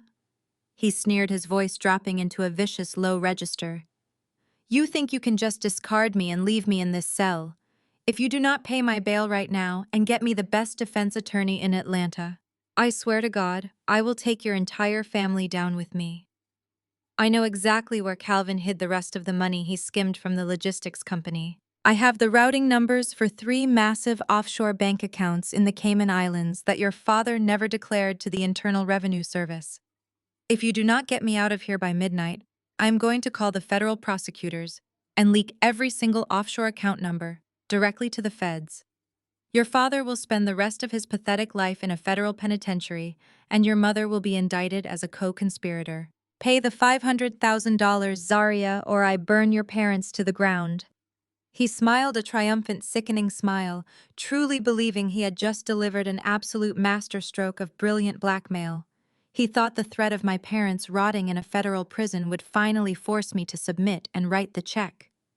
He thought I still carried some hidden, deeply buried sense of familial loyalty that he could successfully weaponize against me. I looked at the pathetic, desperate man in the orange jumpsuit, and I let out a soft, genuine laugh. The sound echoed clearly through the telephone receiver, causing Tyler's triumphant smile to falter instantly. I leaned close to the glass, looking directly into his terrified, panicked eyes. "You really are incredibly stupid, Tyler," I whispered, my voice perfectly steady and completely devoid of any mercy. "You think threatening my parents with federal prison gives you leverage over me. You think I care if Calvin and Yvonne spend the rest of their natural lives eating terrible food from a metal tray in a federal facility." I slowly stood up from the cheap plastic chair and picked up my briefcase. I did not bother raising my voice. I wanted him to hear every single word with absolute crystal clarity. "I already gave the federal agents the routing numbers for every single offshore account Calvin owns," I said, watching the absolute horror completely wash over Tyler's pale face. "I gave the federal prosecutors the complete forensic audit detailing exactly how you and my father conspired to launder that money. I handed them the entire criminal enterprise wrapped in a perfect, neat little bow. So please feel free to call the feds, Tyler. They already have all the evidence they need to put you both away for a very, very long time." I gently placed the phone receiver back onto its metal hook, cutting off Tyler's frantic, desperate screaming on the other side of the glass. I turned around and walked purposefully out of the loud, chaotic visitation room, never once looking back at the man who tried to destroy me. The heavy metal doors of the county jail closed solidly behind me, stepping out into the warm, bright Atlanta sunshine. The air tasted incredibly sweet. The absolute perfect execution of my strategy was falling exactly into place, and the ultimate final blow was still waiting to be delivered. Following my visit to the county jail, I focused my attention entirely on the final phase of my strategy. Calvin and Yvonne had managed to scrape together just enough money from an anonymous bail bondsman to secure their temporary release from federal custody pending their upcoming criminal trials. They were both out on bond, but they were absolutely completely broke. The federal government had frozen every single legitimate and illegitimate bank account tied to my father's name. Their precious $4 million mansion, located in the most exclusive gated community in Alpharetta, Georgia, was officially placed into active foreclosure by the bank. They had exactly 2 weeks before the county sheriff was scheduled to arrive and physically remove them from the premises. Any normal, rational human being facing multiple federal indictments and an imminent traumatic eviction would use those 14 days to quietly pack their belongings and secure affordable emergency housing. But my mother Yvonne was completely incapable of behaving like a rational person when her delicate social standing was on the line. Instead of packing her things into cardboard boxes, she decided to live in absolute profound delusion. She used the very last of her available credit on a high-interest hidden credit card to throw an incredibly lavish, extravagant farewell gala right there in the Alpharetta mansion. She sent out heavily embossed gold foil invitations to every single wealthy socialite, prominent pastor, and business executive in their elite Atlanta network. Her fabricated cover story was an absolute masterpiece of psychological denial and pure narcissistic delusion. She told everyone who would listen that my father Calvin was simply taking early retirement and that they had freely decided to sell their massive estate because they were voluntarily downsizing. She actually spread a ridiculous rumor throughout the country club that they were permanently relocating to a luxury penthouse in Dubai to escape the stress of American corporate life. She completely ignored the reality of their federal indictments, acting as if the news reports were just petty rumors spread by jealous competitors. She hired a luxury catering company, a live jazz band, and a team of professional valets for the evening, all to maintain the fake illusion of their extreme wealth for one final night. She was literally dancing on the deck of a sinking ship, completely determined to play her role of the wealthy matriarch until the very bitter end. The sheer audacity of her throwing a massive, expensive party in a house that the bank technically already owned was fascinating to witness. I knew about the gala because several of the invited guests were actually close corporate allies of mine who immediately forwarded the ridiculous gold foil invitations directly to my private email. My mother had intentionally left my name off the guest list, hoping to completely exclude me from her fabricated narrative of peaceful family downsizing. She wanted to stand in her massive marble foyer and soak up the admiration and envy of her wealthy peers without me there to ruin her perfect fictional reality. But I had absolutely no intention of letting her rewrite history or escape the consequences of her terrible choices. I decided that I was going to attend this ridiculous farewell gala, whether I was formally invited or not. I had a very special farewell gift to deliver, and I wanted to make sure every single prominent member of their high society circle was standing right there in the room when I handed it over. I spent the entire week preparing for this specific moment, working closely with my elite real estate acquisitions team and my private corporate attorneys to finalize the paperwork. The night of the grand farewell gala arrived with clear skies and unseasonably warm weather. I chose my outfit with extreme careful deliberation. I wore a custom-tailored floor-length crimson designer gown that commanded absolute attention the moment I walked into any room. I paired it with a single elegant diamond necklace that cost more than the catering bill for my mother's entire fake party. My private driver pulled my luxury armored vehicle right up to the massive front doors of the Alpharetta mansion, bypassing the long line of expensive cars waiting for the valet. The security staff hired for the evening tried to stop me at the front entrance, checking their clipboards for my name. I simply looked at the head of security and informed him that I was Zariah, the eldest daughter of the homeowners, and that stopping me would be a catastrophic mistake for his employment status. He nervously stepped aside and allowed me to walk through the heavy custom oak doors. The inside of this mansion was completely transformed into a ridiculous spectacle of fake opulence. There were massive arrangements of imported white orchids covering every single table and expensive champagne flowing freely into crystal glasses. A live jazz quartet was playing soft, elegant music in the corner of the grand living room, while guests mingled and laughed, completely unaware that the house they were standing in was actively in the final stages of bank foreclosure. I walked slowly through the crowded foyer, the sharp clicking of my heels barely audible over the music.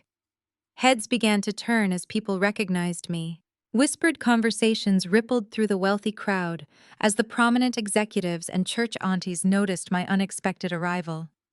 My mother Yvonne was standing near the grand sweeping staircase, holding a glass of champagne and holding court with a group of wealthy socialite women.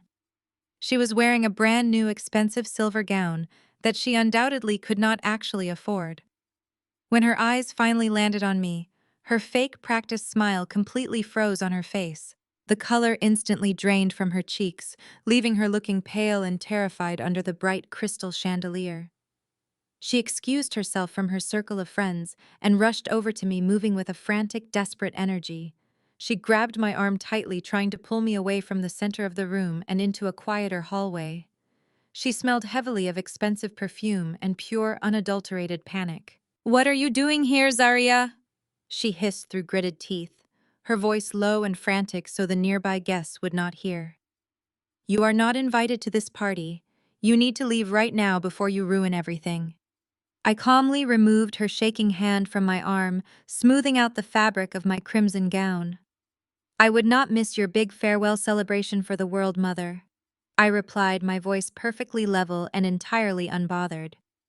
"I heard you are moving to a luxury penthouse in Dubai. I just had to come and offer my personal congratulations on such a massive international relocation." Yvonne looked around nervously, seeing several of her wealthy friends watching our interaction with keen interest. She realized she could not cause a massive dramatic scene without blowing her own cover story. Her entire demeanor suddenly shifted from angry panic to desperate manipulative pleading. She leaned in close to my ear, her voice shaking with fake emotion. "Please, Zaria," she whispered desperately. "Just play along for tonight. Please do not cause a scene in front of these people. Your father and I have lost our business, and our reputation is hanging by a tiny thread. Just let us have this one final night of dignity. If you just keep quiet and save our face tonight, I promise I will finally forgive you for everything you have done to this family. We can start over." I looked at her, feeling a deep, profound sense of disgust. The absolute delusion required to offer me her forgiveness, after she had actively tried to frame me for massive federal tax fraud, was truly staggering. She actually believed that her forgiveness was a prize I was still desperate to earn. She thought she could still manipulate the little girl who used to crave her validation. But that little girl had died 5 years ago when they threw her out onto the street. I smiled a cold, dead smile. You really have absolutely no idea who you are dealing with anymore? Do you, mother? I said softly. I turned away from my panicked mother and walked purposefully toward the center of the grand living room, where the live jazz quartet was playing. I did not hesitate or look back. I walked straight up to the microphone stand positioned in front of the band and gently tapped the metal mesh of the microphone. The soft thumping sound echoed clearly through the massive house, instantly halting the music and bringing every single conversation in the room to a complete dead stop. Over 200 wealthy guests turned to face me, holding their crystal champagne glasses in absolute silence. My father Calvin had just emerged from his study and froze in the hallway, staring at me with wide, terrified eyes. Yvonne was shaking violently near the staircase, realizing her absolute worst nightmare was unfolding in front of a live audience. Good evening, everyone, I began, my voice projecting with total absolute authority across the silent room. I know my mother. Yvonne has been telling all of you some incredibly fascinating stories tonight about her exciting new life plans. I understand she has informed this entire room that my parents are voluntarily selling this beautiful $4 million estate to downsize to a gorgeous luxury penthouse in Dubai. I paused, letting the heavy silence stretch out for a long, deliberate moment. I looked directly at my mother, watching the sheer panic consume her entire face. I am here to officially correct that narrative, I announced clearly. My parents are not moving to a luxury penthouse in Dubai. They are not voluntarily downsizing their lifestyle to escape the stress of corporate America. The truth is that they are totally and completely broke. This house is in active severe foreclosure because they funneled their entire mortgage into an offshore criminal enterprise. My parents are not moving to the Middle East tomorrow. They are being forcibly evicted from this property tomorrow morning by the county sheriff. The entire room erupted into loud, shocked gasps. Prominent business owners and wealthy church members stared at my parents in absolute pure horror. The elegant facade of their high society life completely shattered into a million tiny, unrecoverable pieces in a matter of seconds. My mother let out a loud, blood-curdling scream of pure humiliation. She pointed a shaking, furious finger directly at my face, her silver gown trembling as she completely lost her mind. "Security!" she shrieked at the top of her lungs, her voice cracking with absolute rage. "Somebody get security in here right now and throw this lying, bitter woman out onto the street. This is my house and I want her removed immediately." I did not flinch and I did not back down. I slowly reached into my elegant designer clutch and pulled out a thick, heavy legal envelope. I held the sealed document up high under the bright lights of the crystal chandelier, so every single person in the room could see it clearly. I looked my mother directly in the eyes and smiled. "Actually," I said, my voice perfectly calm and completely terrifying, "it is not." I walked slowly past my frozen mother toward the massive black baby grand piano sitting in the center of the elegant living room. Every single pair of eyes in the mansion followed my movements. The jazz musicians had completely stopped playing, leaving a heavy, suffocating silence hanging in the warm evening air. I took the thick, heavy legal envelope I was holding and dropped it directly onto the polished surface of the piano. The heavy slap of the paper against the wood echoed loudly across the room. I looked around at the 200 wealthy guests, the prominent pastors, the corporate executives, and the country club socialites who had come to celebrate my parents' fake relocation to Dubai. I turned my attention back to my mother Yvonne, who was shaking violently in her cheap silver gown. "I bought this entire estate at the Fulton County Bank foreclosure auction this morning," I announced, my voice projecting clearly for every single person to hear.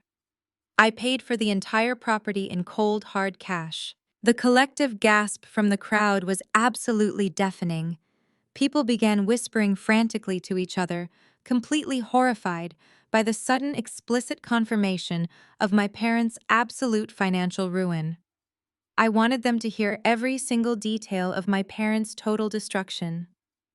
I explained to the silent, crowded room exactly how the foreclosure process worked. I told them that my parents had defaulted on their massive mortgage months ago because they had funneled all of their money into an offshore criminal enterprise managed by my disgraced brother-in-law, Tyler.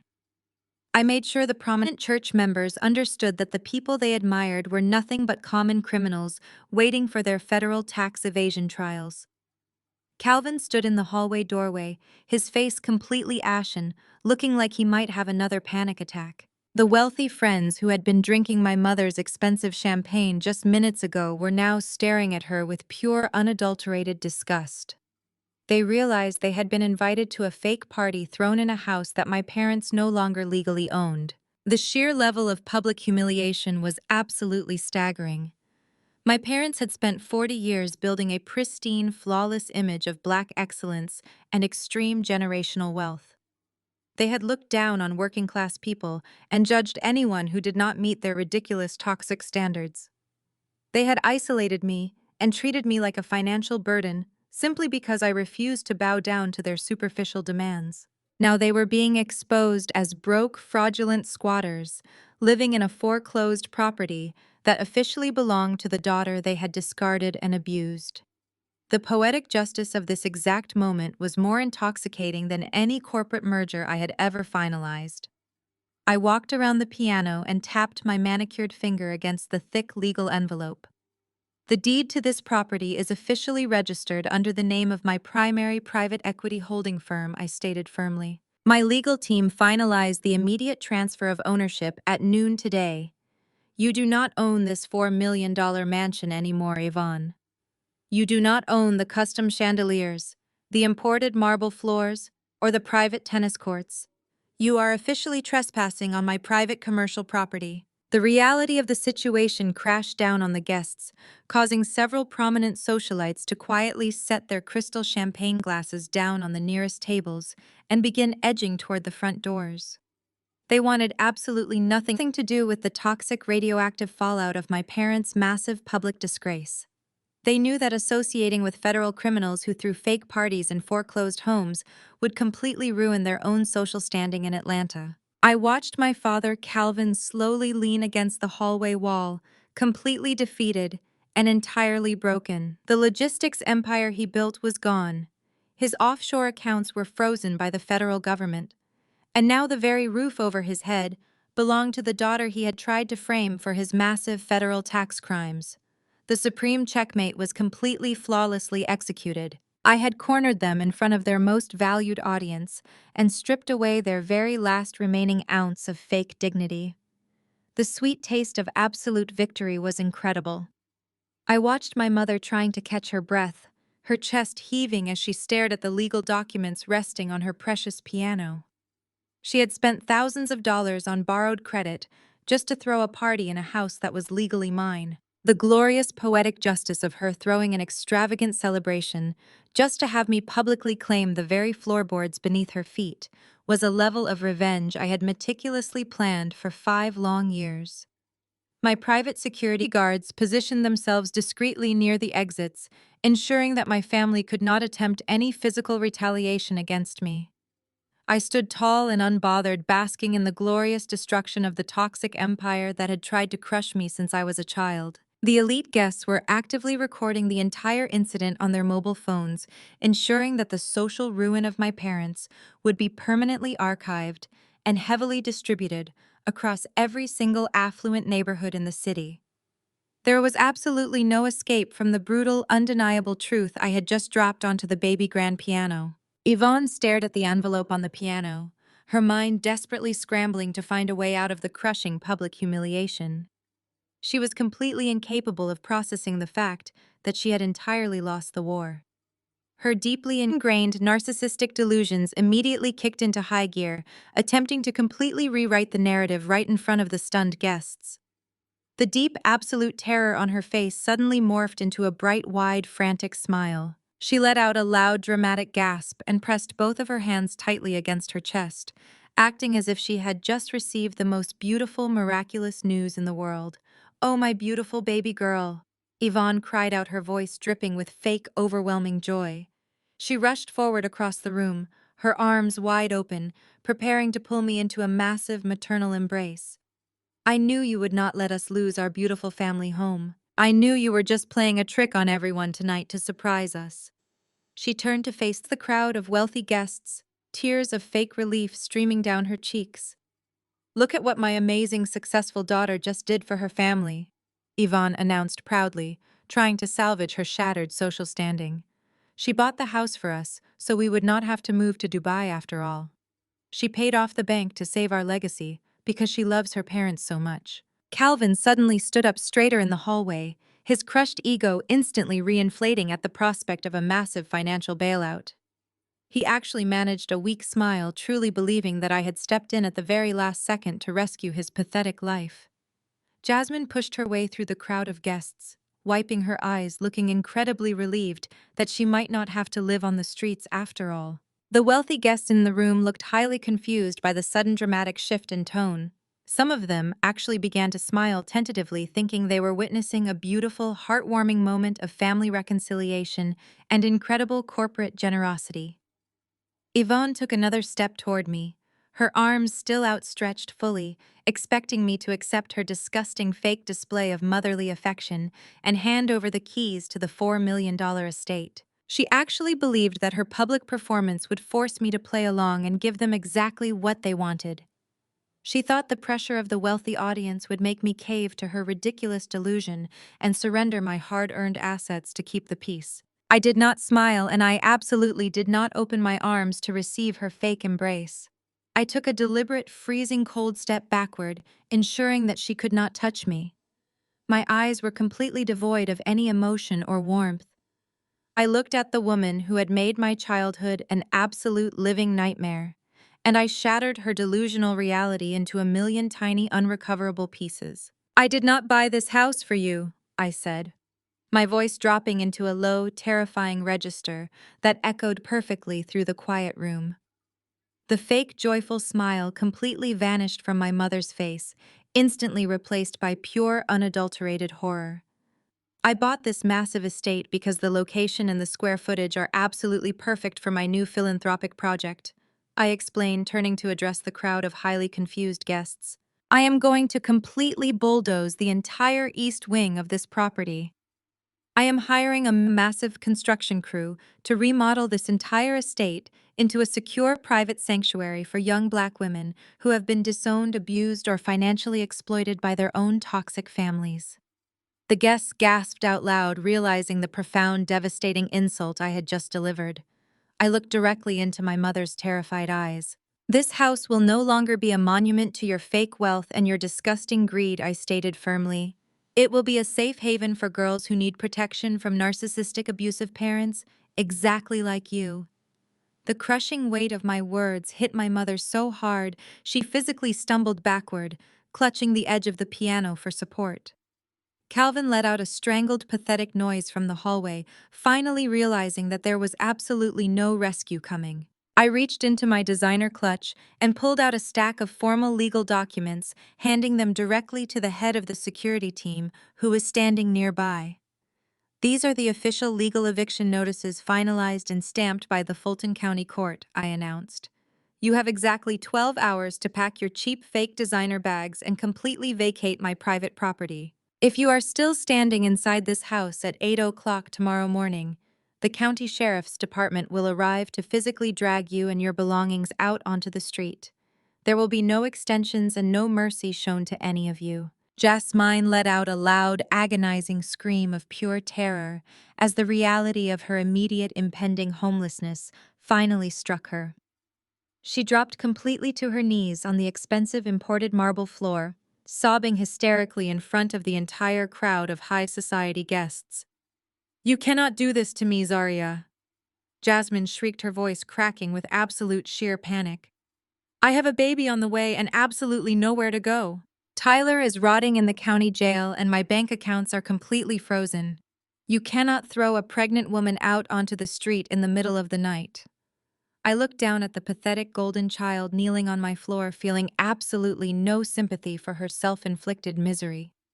I slowly adjusted the diamond necklace resting against my collarbone and gave her one final devastating piece of advice. "You should probably ask your husband's mistress for the spare key to her condo," I said, my voice dripping with cold, absolute disdain. "I am sure she has plenty of room for you in that luxury midtown apartment you have been paying for all these years."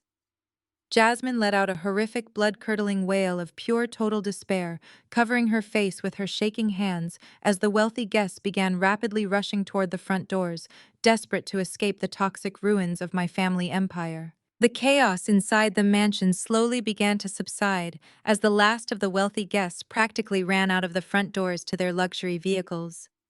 They left behind half-empty glasses of expensive champagne and a family completely shattered by their own toxic greed. I instructed my private security team to remain stationed inside the grand foyer for the rest of the night to ensure that my parents and my sister did not attempt to destroy any of my newly acquired property in a fit of bitter rage. I walked out of the massive oak doors, stepped into my armored vehicle, and drove back to my own peaceful estate, leaving them to spend their final night in the Alpharetta mansion, packing their pathetic belongings. The sun rose bright and early the next morning, casting a warm golden light over the sprawling $4 million property that now legally belonged to my firm.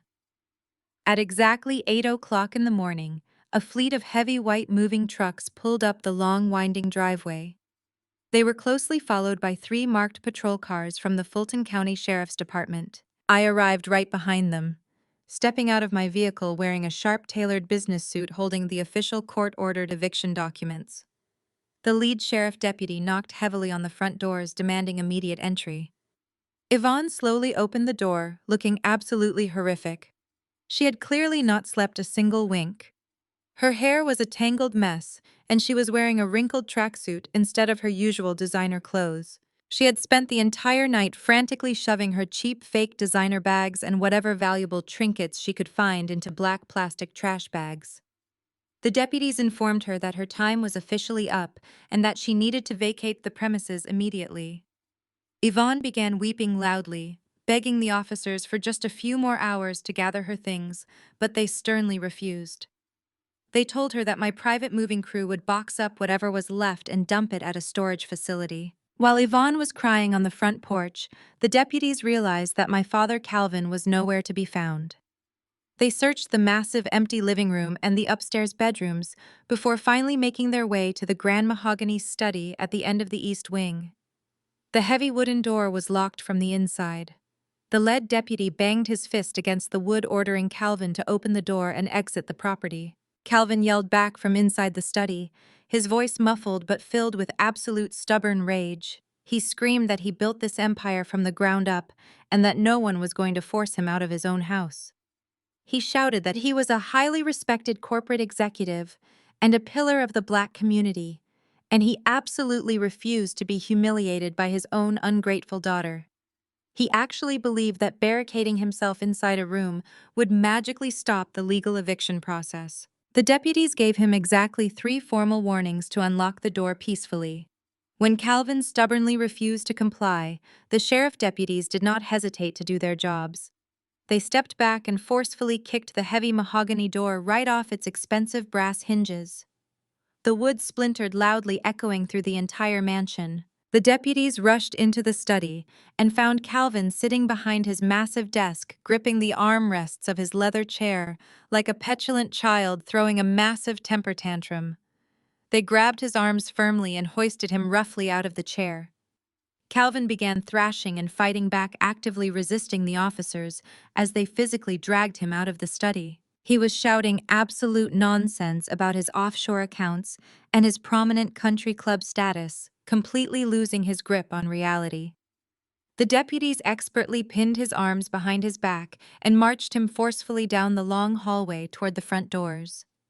The absolute humiliation of the moment was magnified 1,000 times over because several of their wealthy neighbors had gathered at the end of the driveway to watch the spectacle unfold. The prominent socialites and local business owners were standing on the manicured lawns, holding their mobile phones and actively recording the entire pathetic scene.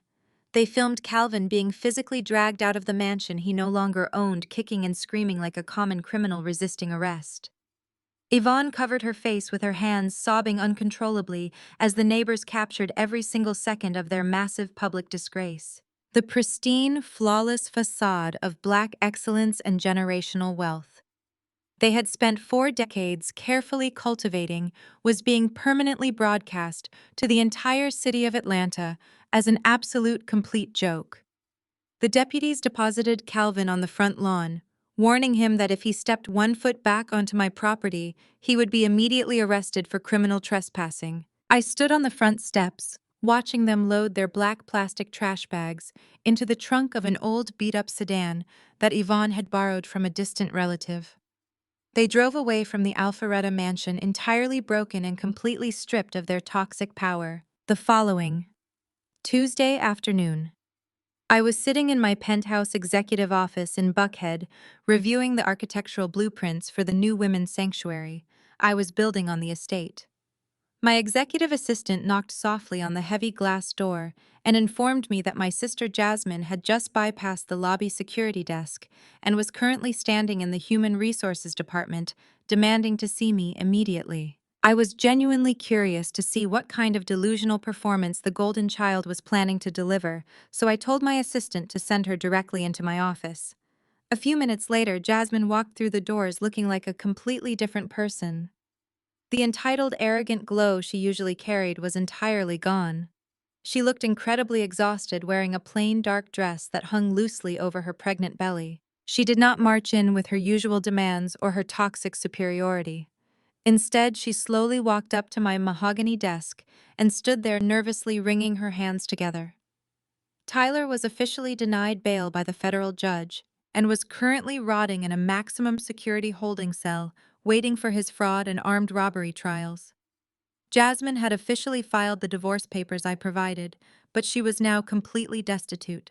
The luxury lifestyle she had blindly enjoyed was funded entirely by stolen credit cards and offshore criminal accounts, which the federal government had completely frozen and seized.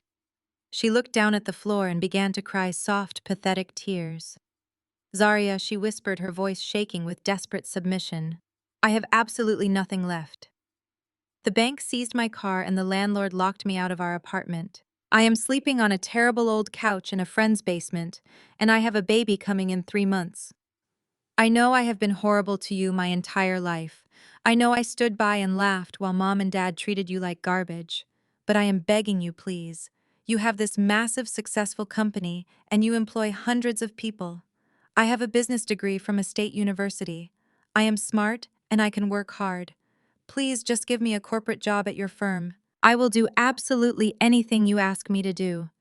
I will work the longest hours, and I will prove to you that I can be a valuable executive asset to your team. I just need a massive salary to get back on my feet and secure a nice apartment for my baby." She looked up at me with wide, hopeful eyes, truly believing that a few fake tears and a weak apology would instantly erase 3 decades of extreme emotional abuse and cruel entitlement. She actually thought that simply having a worthless business degree would automatically qualify her for a highly paid executive position in my elite private equity firm. She still believed she was entirely above facing the actual difficult struggles of the real world. I looked at my sister, letting the silence stretch out for a long, uncomfortable moment. I slowly stood up from my leather executive chair and walked over to the supply closet tucked away in the corner of my spacious office. I opened the closet door and pulled out a heavy yellow plastic mop bucket and a standard industrial floor mop. I carried them across the thick plush carpet and placed them directly onto the floor right in front of Jasmine's feet. She stared down at the cleaning supplies in absolute profound confusion. "What is this?" she asked, her voice trembling slightly. I looked her directly in the eyes, keeping my expression completely neutral and entirely devoid of any sisterly affection. "You said you would do absolutely anything," I replied, my voice calm and perfectly steady. "My executive team only hires individuals with Ivy League master degrees and decades of proven elite financial experience. Your basic state college business degree is completely useless in this building. However, I do have a position available. My overnight janitorial staff currently gets paid $20 an hour with comprehensive health insurance and full dental benefits. It is very honest, respectable hard work, Jasmine. There is absolutely no shame in scrubbing floors to provide a safe life for your unborn child. You will clean the executive bathrooms, you will empty the trash cans, and you will mop the marble lobby floors every single night from midnight until 8 in the morning." Jasmine gasped out loud, stepping away from the yellow bucket as if it were a highly contagious disease. Her face twisted with sudden defensive anger, her massive ego completely unable to accept the reality of honest manual labor.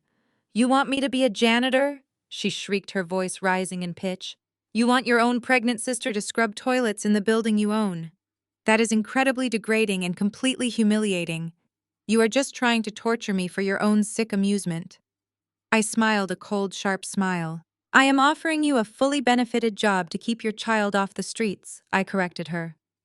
If you feel that honest manual labor is too degrading for your delicate sensibilities, then you can gladly walk right back out that door and return to your friend's basement.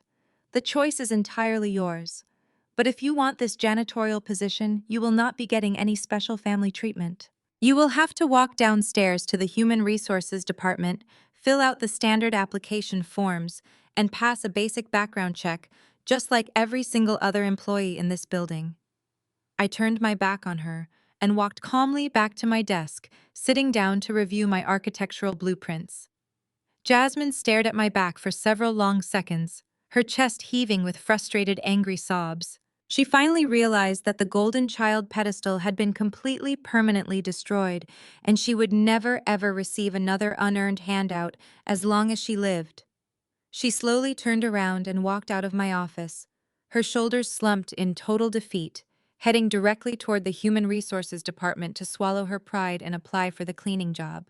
3 months passed since the glorious morning I completely evicted my toxic family from the Alpharetta mansion.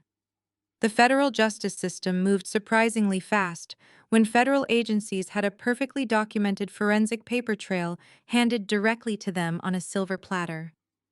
The absolute total destruction of their fake corporate empire was officially finalized in a cold, sterile federal courtroom located in downtown Atlanta. Tyler, the arrogant tech bro, who truly thought his unearned white privilege and manipulative charm would forever protect him from the severe consequences of his massive financial crimes, stood before the federal judge completely stripped of his unwarranted confidence.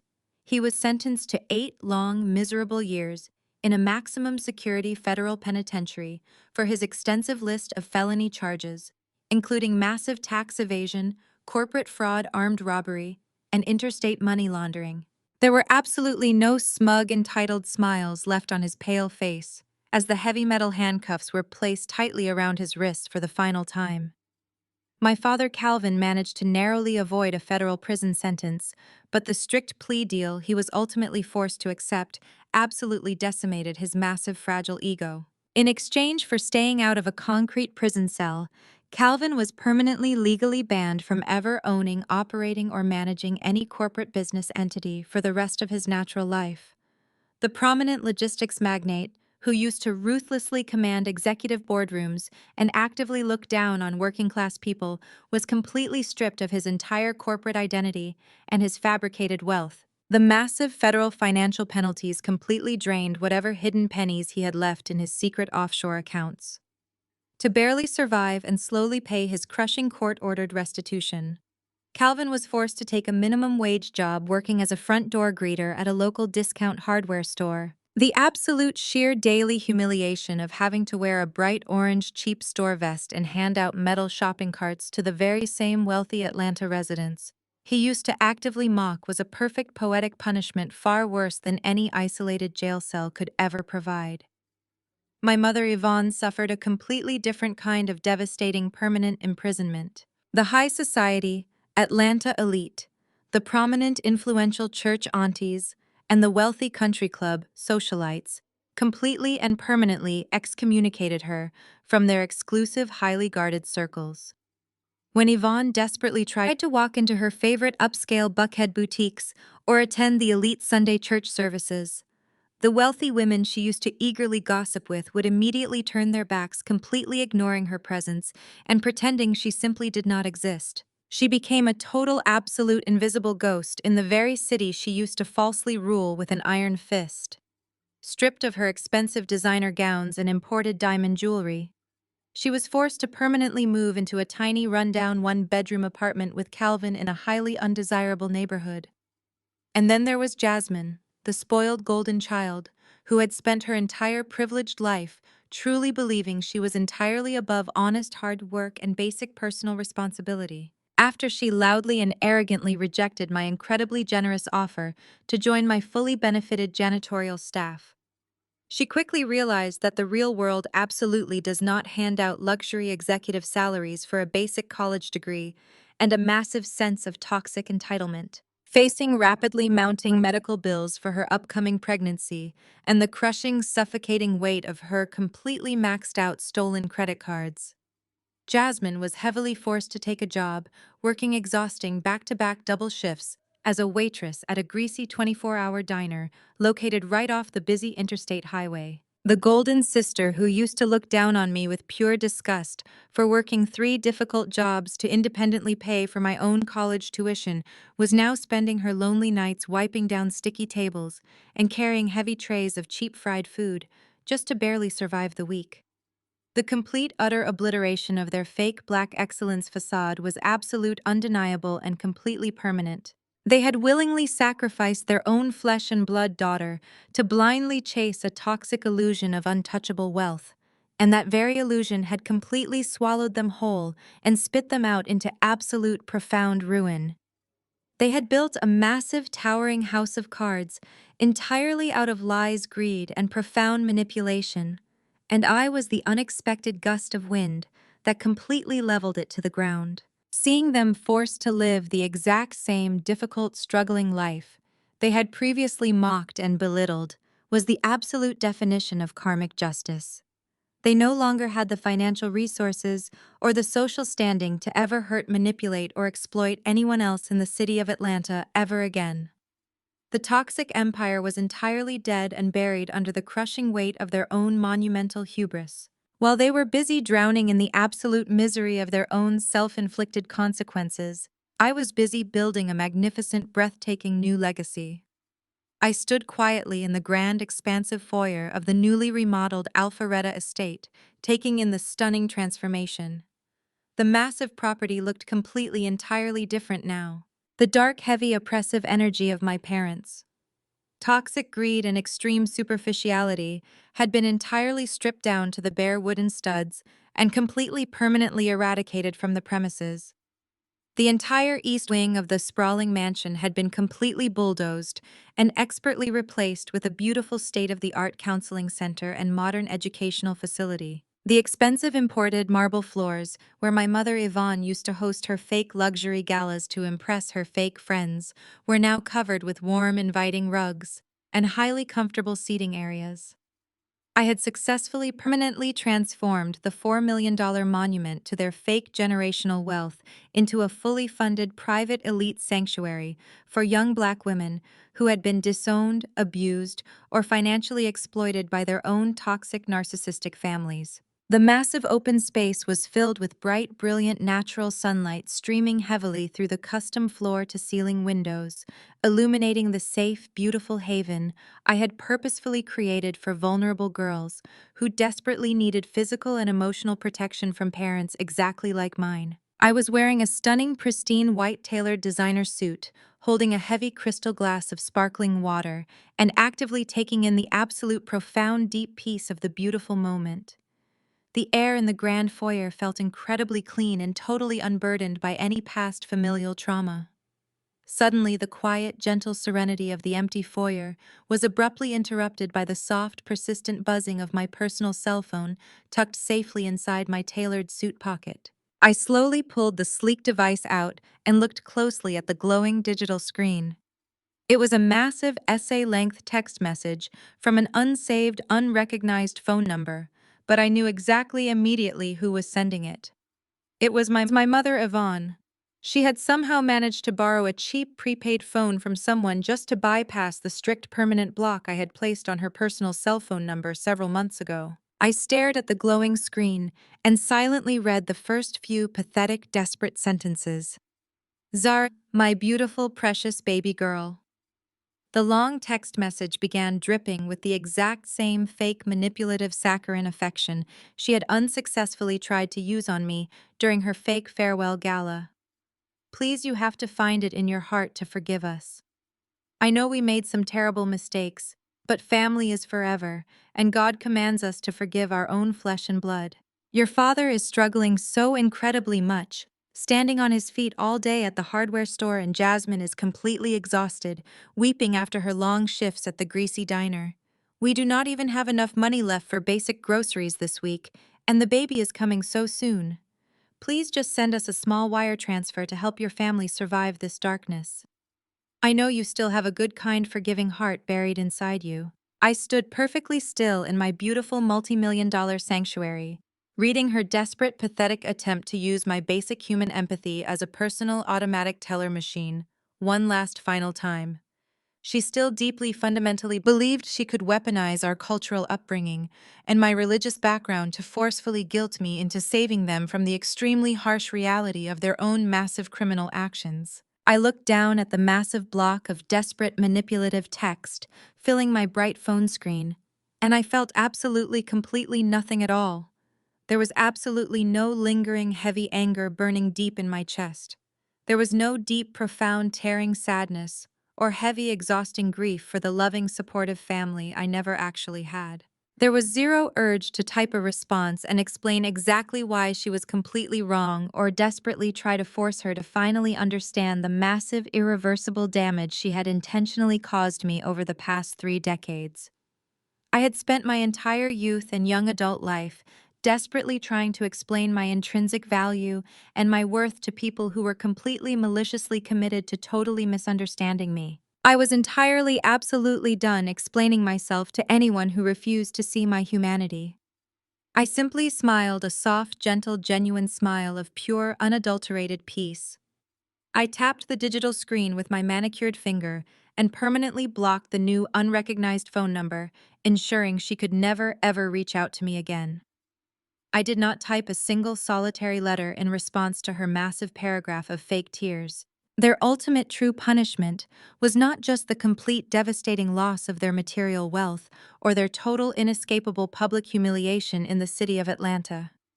Their ultimate absolute terrifying punishment was my complete total crushing absolute silence. I pressed the button to turn off the cellular device entirely and slipped it back into my suit pocket, completely severing the very last tiny invisible thread connecting me to that highly toxic, destructive bloodline. I turned around and walked purposefully through the grand, heavy double doors of the mansion and stepped out onto the sprawling, perfectly manicured front lawn. The warm, bright, beautiful Atlanta sun washed completely over my face as I walked confidently toward the massive ribbon-cutting ceremony taking place in the newly planted garden. I was instantly surrounded by hundreds of fiercely supportive people who had come to genuinely celebrate the grand opening of my new philanthropic foundation. I saw my elite corporate board members, my fiercely loyal friends, and the brilliant, highly successful peers who deeply respected me for my sharp executive mind and my unwavering, strict integrity. But most importantly, I saw the bright, hopeful faces of the dozens of young, vulnerable women who would now actively have a safe, beautiful, highly protected place to heal, learn, and grow without the crushing, heavy weight of toxic family expectations dragging them down into despair. My elite private security team stood quietly and professionally at the outer perimeter, ensuring that absolutely no one could ever trespass on my hard-earned peace ever again. I walked proudly up to the decorated wooden podium and looked out at the beautiful, carefully chosen family I had purposefully cultivated for myself. The vicious, heavy generational cycle of narcissistic emotional abuse and extreme financial exploitation was completely, officially, and permanently broken. I had taken the deepest, most painful rejections of my entire life and actively used them as the exact concrete building blocks to meticulously construct an untouchable, massive empire of profound healing and immense success. I did not ever need to scream or fight or desperately prove my basic value to the miserable people who completely abandoned me. The ultimate final revenge was not total destruction. The absolute sweetest, most devastating revenge possible was simply living my entire life, beautifully, completely unbothered, and entirely, utterly free. I stood there totally, completely, deeply satisfied. The most powerful lesson we can learn from this story is that biology does not automatically equal loyalty, and sharing blood with someone does not give them the right to drain your peace or exploit your hard-earned success. When a toxic family tries to use your cultural upbringing and religious background to manipulate you into funding their fraudulent lifestyles, you must have the absolute courage to cut them off completely. The ultimate revenge against narcissistic parents and entitled siblings is never found in screaming matches or endless emotional debates. It is found in strict, impenetrable boundaries and undeniable financial independence. Zarya taught us that you do not have to negotiate with emotional terrorists or sacrifice your own mental health to maintain a fake image of family unity. You have every right to protect your wealth, your sanity, and your future by walking away from people who only value you for what they can extract from you. True power comes from building your own table and refusing to offer a seat to those who previously starved you. Please hit the like button and subscribe to our channel if you are ready to claim your own absolute peace today, right now.